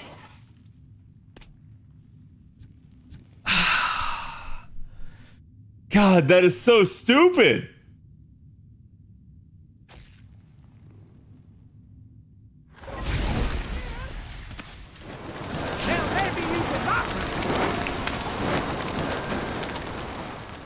Took a dot from webs or poison? Yeah, I don't know. Like, it's like she goes ape shit. Stay alive. Thank God. Helps are coming. Yeah, like, I don't get that. She just suddenly starts chunking me for all my health. She does like 30% health, like, per tick. It's like, what the fuck? Check recap. Oh, yeah, I should have.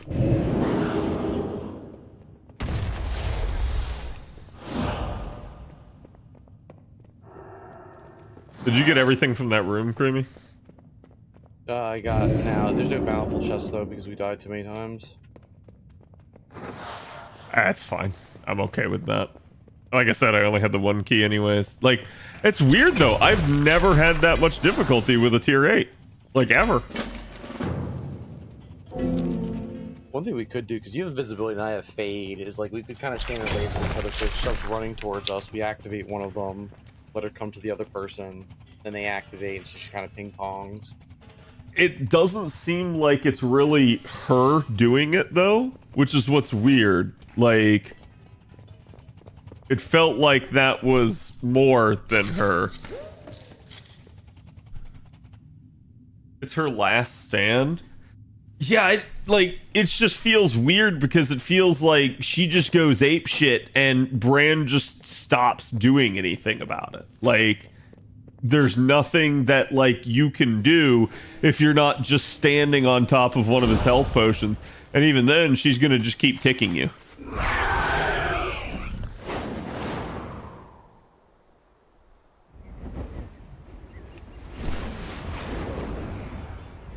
Is there a way to see specifically instead of scrolling through the map which delves are,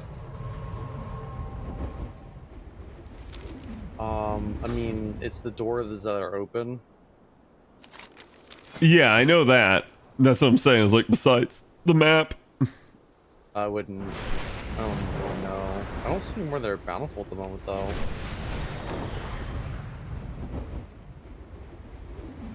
Oh, wait. I think Cole's bountiful. Is in Hollow Fall. See the spiral weave in Hollow Fall. Red Pit.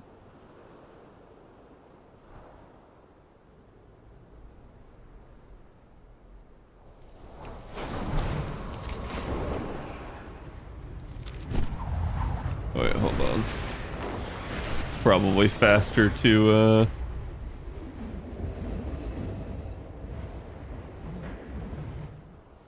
it's over here.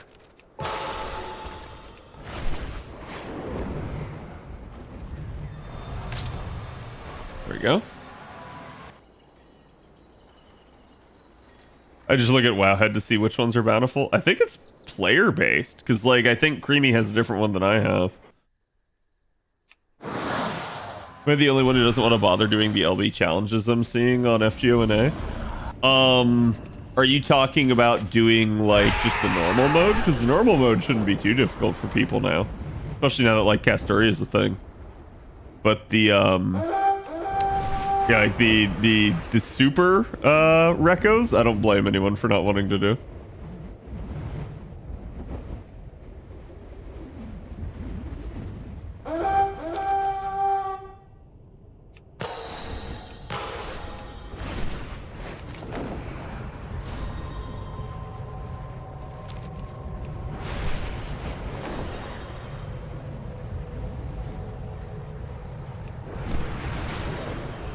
I have to exploit this one cool flying trick.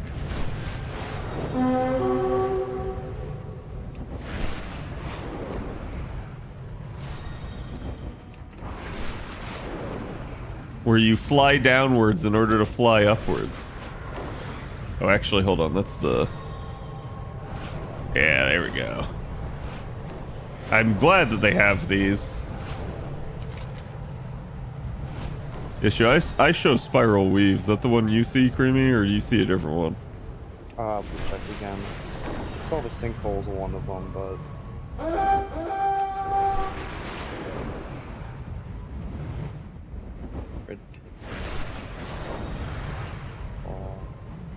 Sinkhole...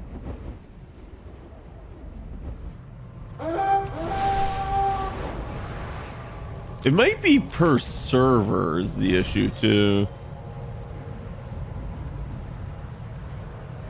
Oh, wait, that was in the prior... That was in the final zone. So wait, you're in... I see the dead... Oh, you're in Ringing Deeps. God damn it. I should have just gone there. Oh yeah, it is. I just can't see the quest that's covering it. We'll just do that on any difficulty. I gave it to you, so you can go in and trigger it. That's in what, Ashkahit? Oh no, I was assuming you were gonna go into the one that you were at. Yeah, the Dread Pit? Yeah, that's over here. Since it's,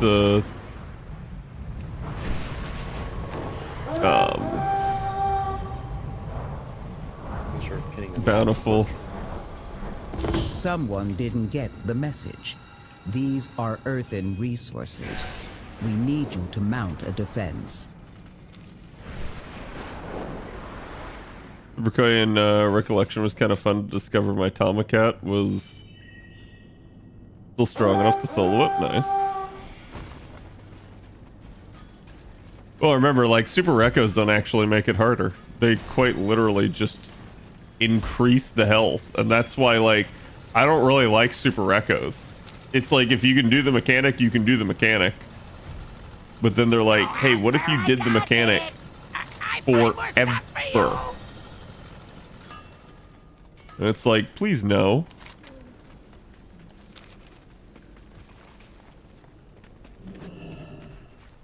Sorry, I'm just grabbing this daily from this dude.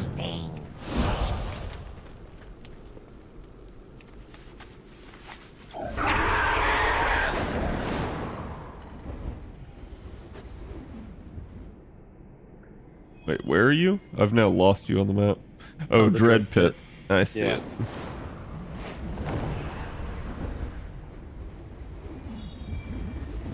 Someone didn't get the message. These are earthen resources. Single has never brought Super Recollections back yet, even though even they know they goofed there. I suspect it was just something that they did for, like, hey, we don't have, like, the time to spend on this, but we need to keep the player base busy. And we're like, well, what if we just gave them a super challenge? Well, what would that look like? I don't know, increase its health by like 5 to 10 times. Wait, where's the entrance to this place? Is it this cave? No, it's not that cave. Okay, I'm confused as to how you get in there, Creamy.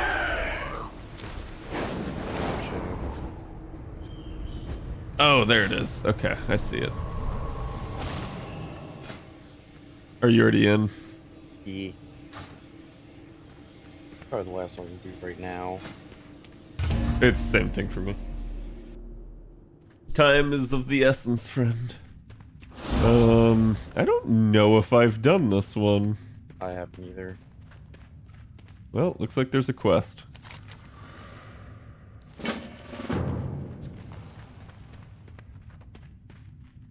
Gura rescued, Luch rescued.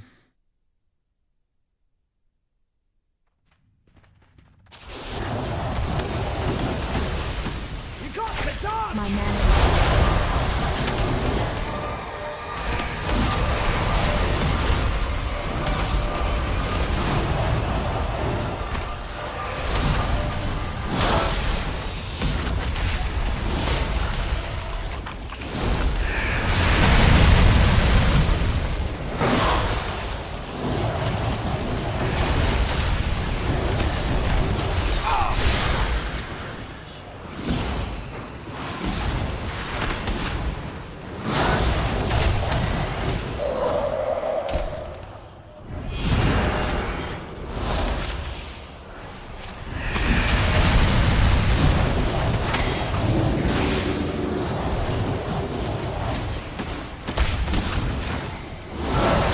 I need to find that mod that shows the latency on your casts again. I used to have one. It was great.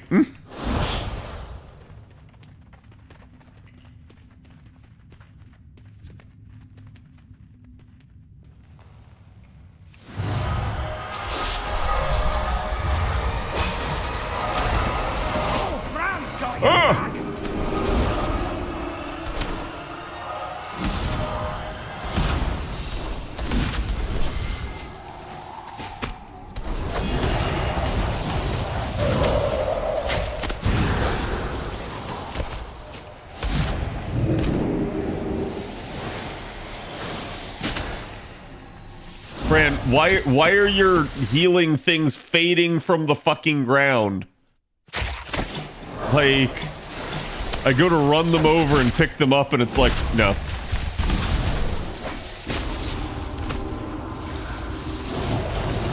Hang in there. Hit me hard. Yeah, same. I need more mana.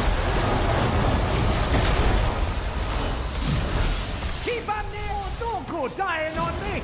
Uh-oh.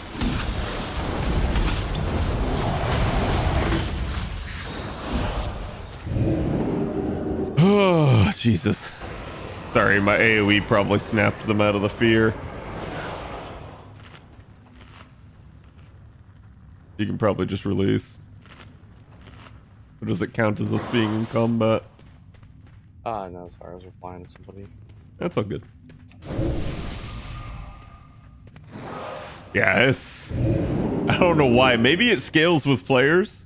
Because, like, it feels like this is more troublesome than when it was just me. And, like, I'm not blaming you for that. I'm thinking, like, holy shit, the game just really scales up. Yeah, it says that, like, it's suggested item level 600, which I'm not at the moment, but I'm, like, 27 off. No alert. Okay, he just chucked the hell out of me. I don't understand these.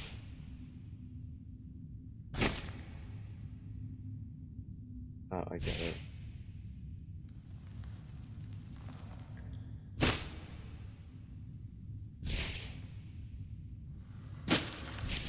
Just to not have them cross. Yeah, okay. I assume you solved it. That's more like it. Yeah, like, for some odd reason, the pattern that I had was just, like, awful. Because I've done those before, and I was just like, huh? Pigs are a problem. Yeah, I'm terrified of this. Let's take these one at a time.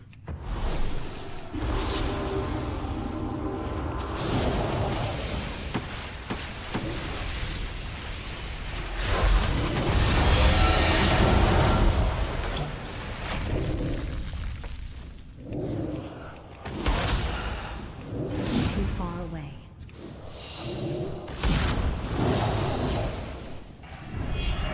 The Rubians are buffed by that thing.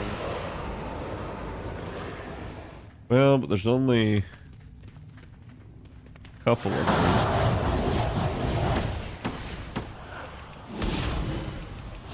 Like they're slowed by the web. Nope, you are not knocking me off the ledge.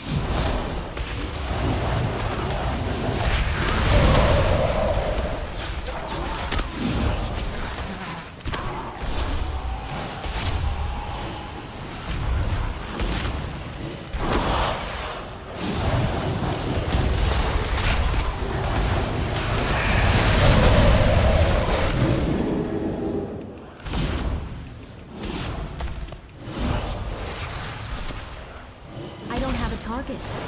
Okay, is dead. Your mana is looking Looks good. like these eggs Take a break. respawn.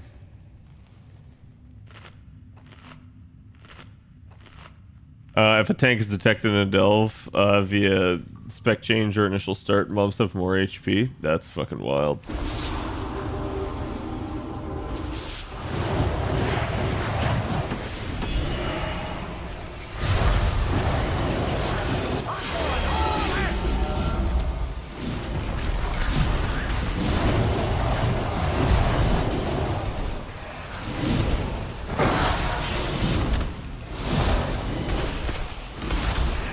I said, fuck it. We are popping the actual crap.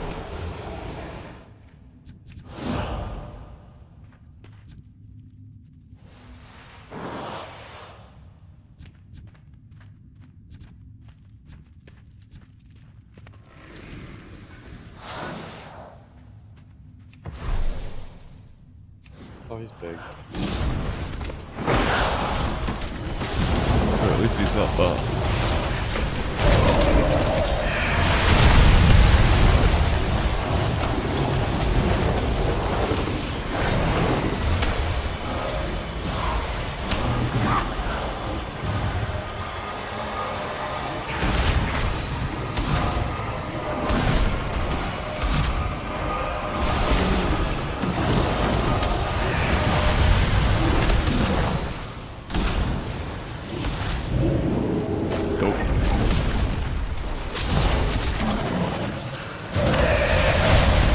I'm impressed that I can still Frost Nova him.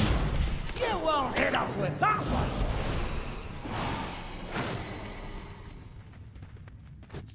Like that, Here's what the fuck? Take of the spoils. Brand, could you stop popping eggs, you asshole?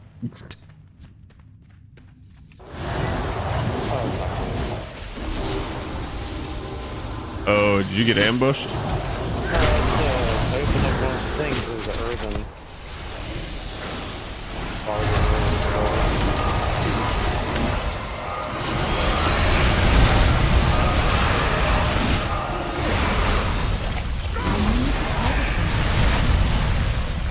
Let's have a quick sit. Like we each got him.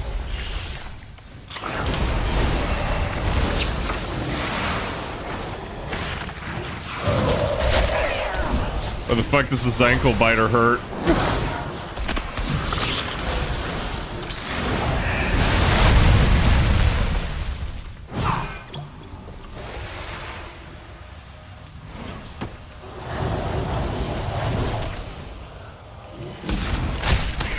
The fact that we have still only rescued 2 of these things is kind of wild.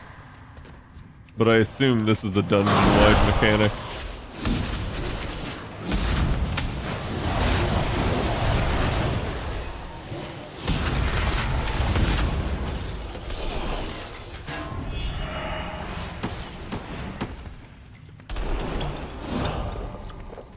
Uh-oh.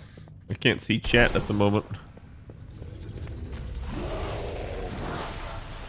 Okay, so we got 3 of these fuckers. Give me 9, 8, 7, 6, 5. Okay, should be good.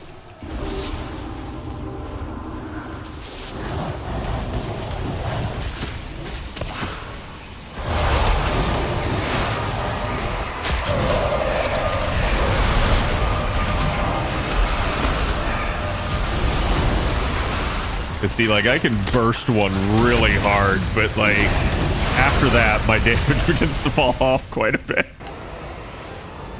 Like, it's good as long as I play to my cooldown, but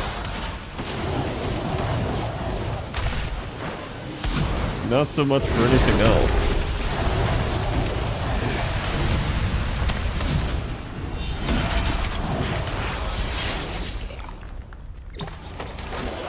Ah!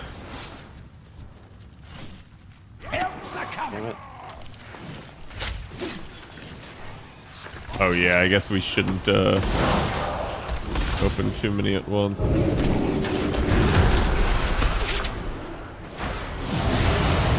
You got a skittering ambusher on you.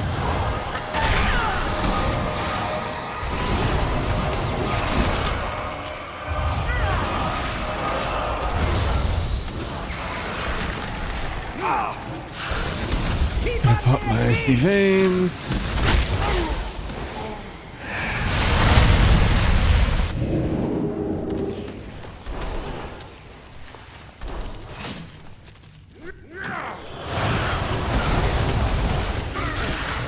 Good God, man.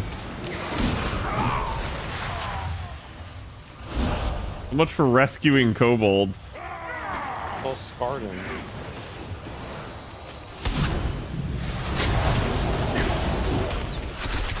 Yeah, they're just, like, really really like filling them. They're poison filling all the things.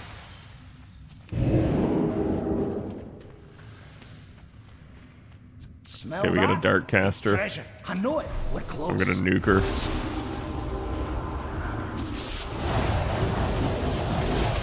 I'm not leaving her to chance and she can summon webs.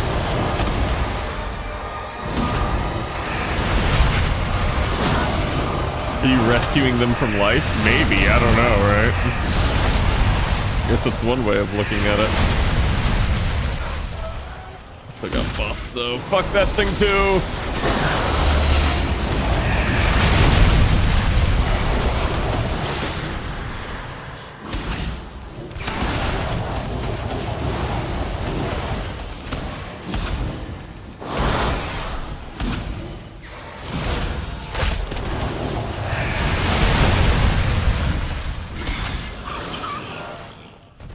Okay. Good God.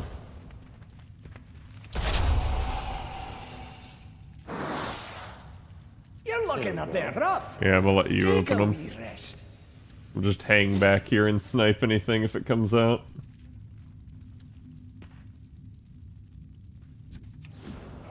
Like that.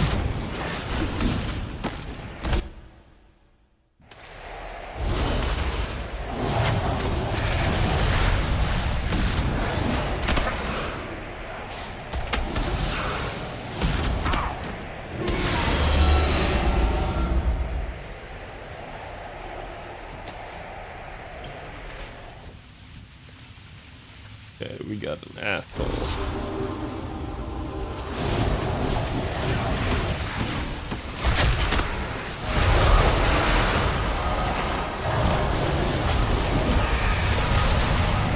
Regular grade A certified asshole.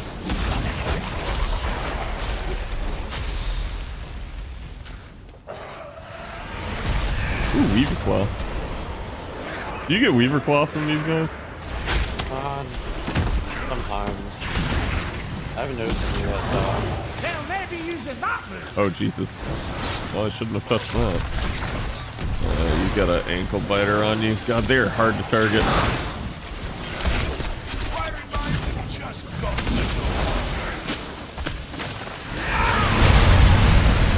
Got to dodge.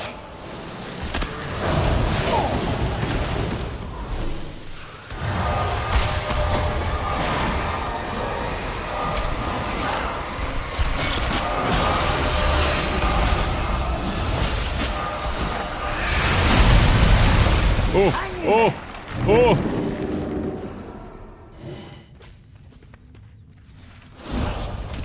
Okay. Should be fine now. I don't have a target. Fuck you, ankle biter. Is it dead? Did we kill it all? Here's your take of the spoils.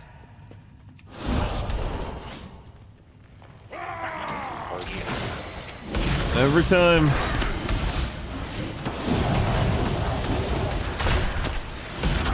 Wish there was a way to tell.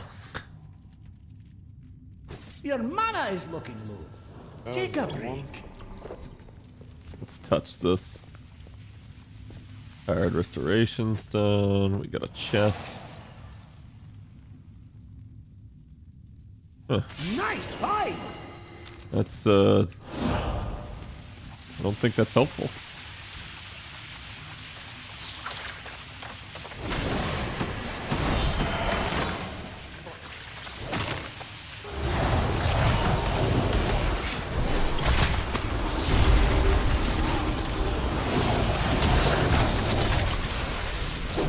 And the nuke! Get out of there if you need to.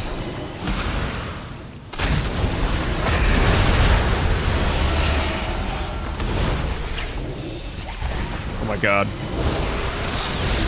Did he like disappear or burrow, or was that a new spawn?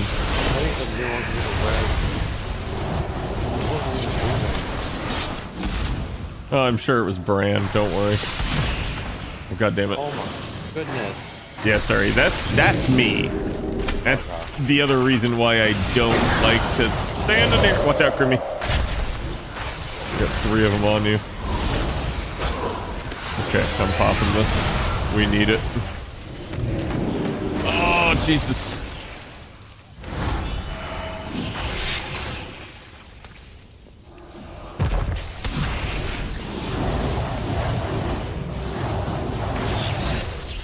Oh, what the fuck? What the fuck? Why did it teleport me to you? Or did you pull me? I didn't. Dude, game, fucking target the right enemy. Jesus Christ.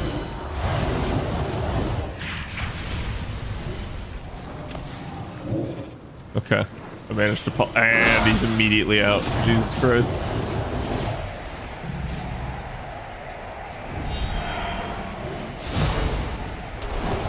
Well, as long as we're still alive.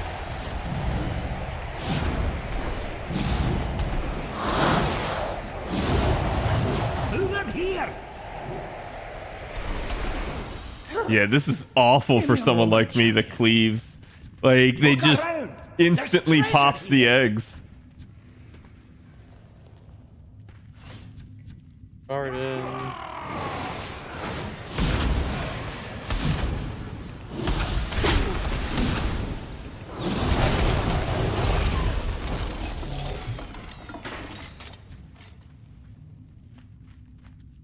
Big old. It feels like it's like every 4th one.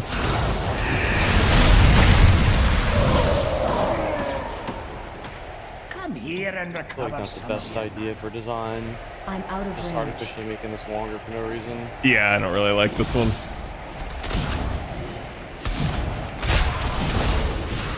I prefer a more straightforward one.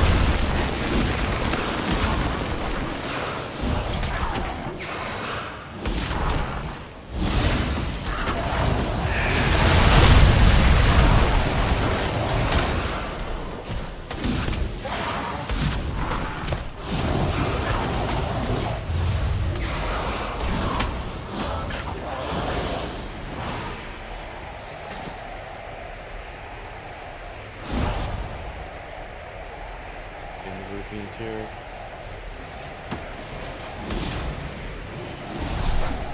Blow my load.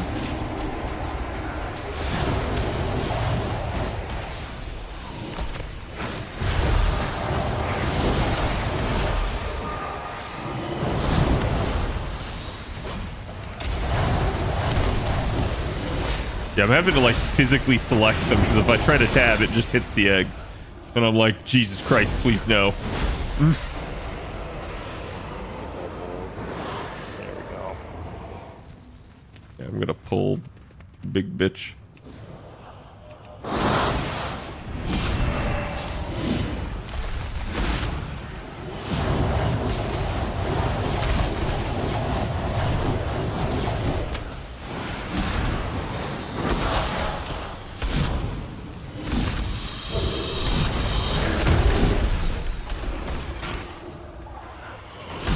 God damn it.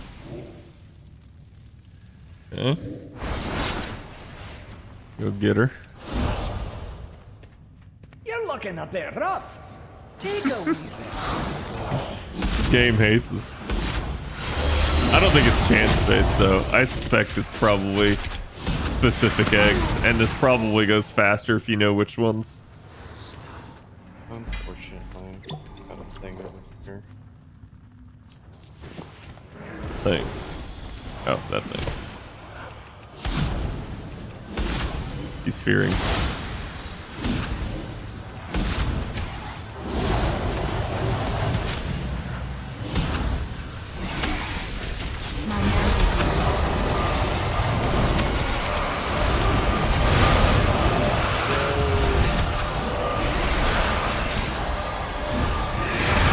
Don't worry about me, I can blink over them.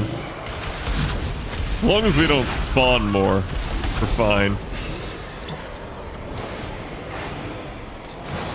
Yeah, what we got here. That smells like burning. Oh, maybe the ones that are burning are the ones that are kobolds. Probably. Pull the small guy. I just don't want to handle the multiple small guys with the big guy. Like, individually, they're not difficult. Combined, they're oh shit panic. And this is, we're so deep into this egg place that it's not worth the panicking. There You're we looking go. a bit rough. Take a wee rest. Underlord defeated? Guess that's the last thing we gotta do. We gotta get over to... You can't sneak by him, can you? You might be able to, but... I mean, can, but can you? Probably could. Oh, there's It's one. too There's just far one enemy away. here though, kind of obstructing. We gotta kill that at least. Yep.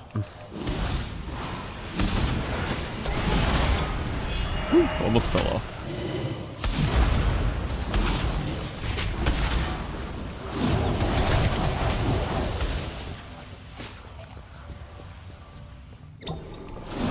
Yeah, let's get all the way to the left over here. We pull, but hopefully we don't. They'll maybe God damn use it. that move. No. Stupid monkey thing. Oh, there's a small dude. Passing, though. Yeah, but there's a couple of paths.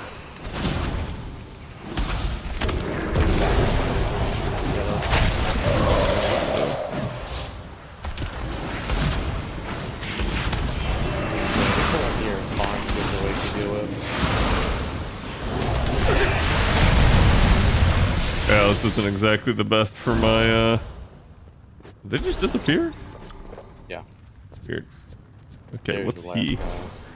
Oh, it's Luch.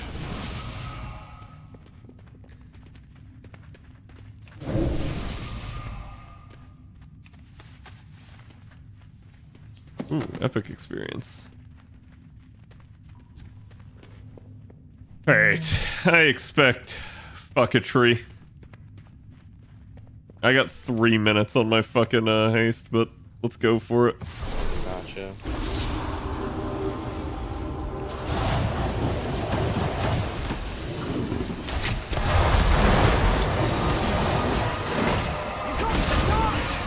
Yeah, if it's just dodge his big AoEs, that should be fine. Keep on near me. If he does anything like that prior boss did, that's oof. Okay, so it looks like he tunnels. That's not... Get him, Yeah, though. I was gonna say, that's not difficult at all. What is that? I would say, like, Oh, oh, Bran's got your back. Is he damaging around you? I think, I don't know, but Oh, he hits hard. What the fuck?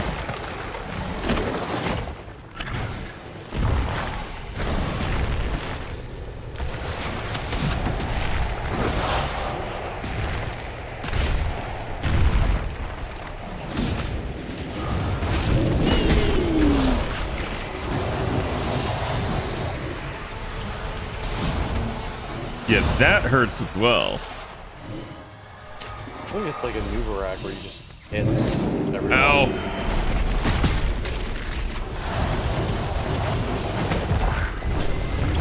Thank you. Yeah, the problem is he's kind of dangerous, so I can't get close to him to lower my cooldown. Would be ideal.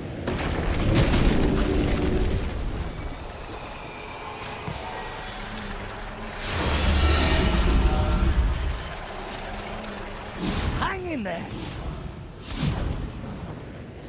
Uh-oh.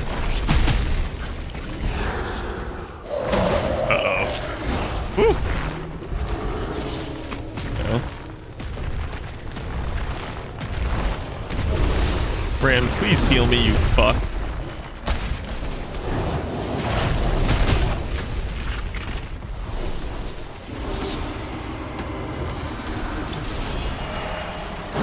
I don't know who he's on. I think one of the mirror images are you. Oh, it looks like that's everyone when he does that. Yeah. How I didn't notice it the first time we did it.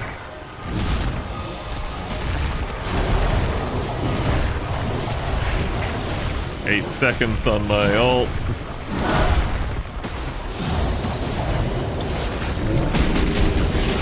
And it doesn't matter, he's dead anyways. Yeah, see, he was not as bad, but that healing portion that some of these are doing is like, I don't know what the fuck you would do if you didn't have a healer.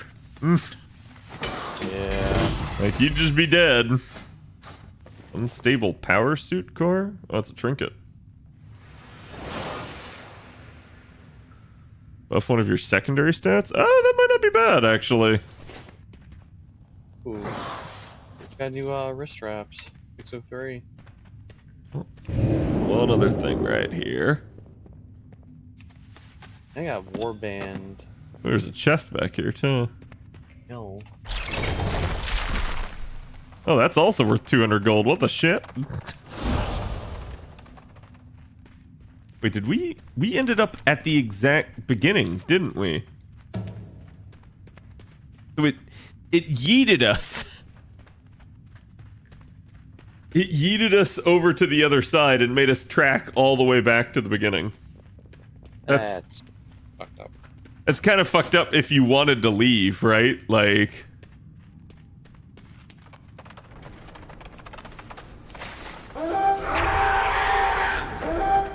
Alright, here if you want. I got a portal to Dorn.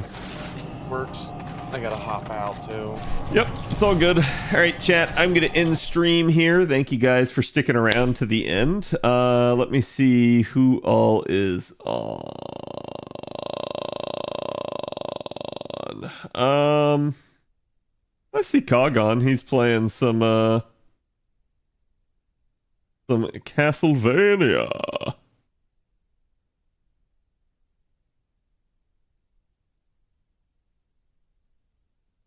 We send you guys Cog's way. And again, I hope you guys enjoyed. Like I said, we got the analysis out. I'm going to try to get those videos to you guys soon. Like I said, schedule-wise, I'm going to try to be a little bit more consistent here, but this week I may continue to be flaky. If it is what it is. So, again, just stay tuned, but I will basically try to be more consistent as of like next week onward again. I need to take my own portal. But again, thank you guys for watching. Go give Cog my love and have a good one. I hope you guys do enjoy.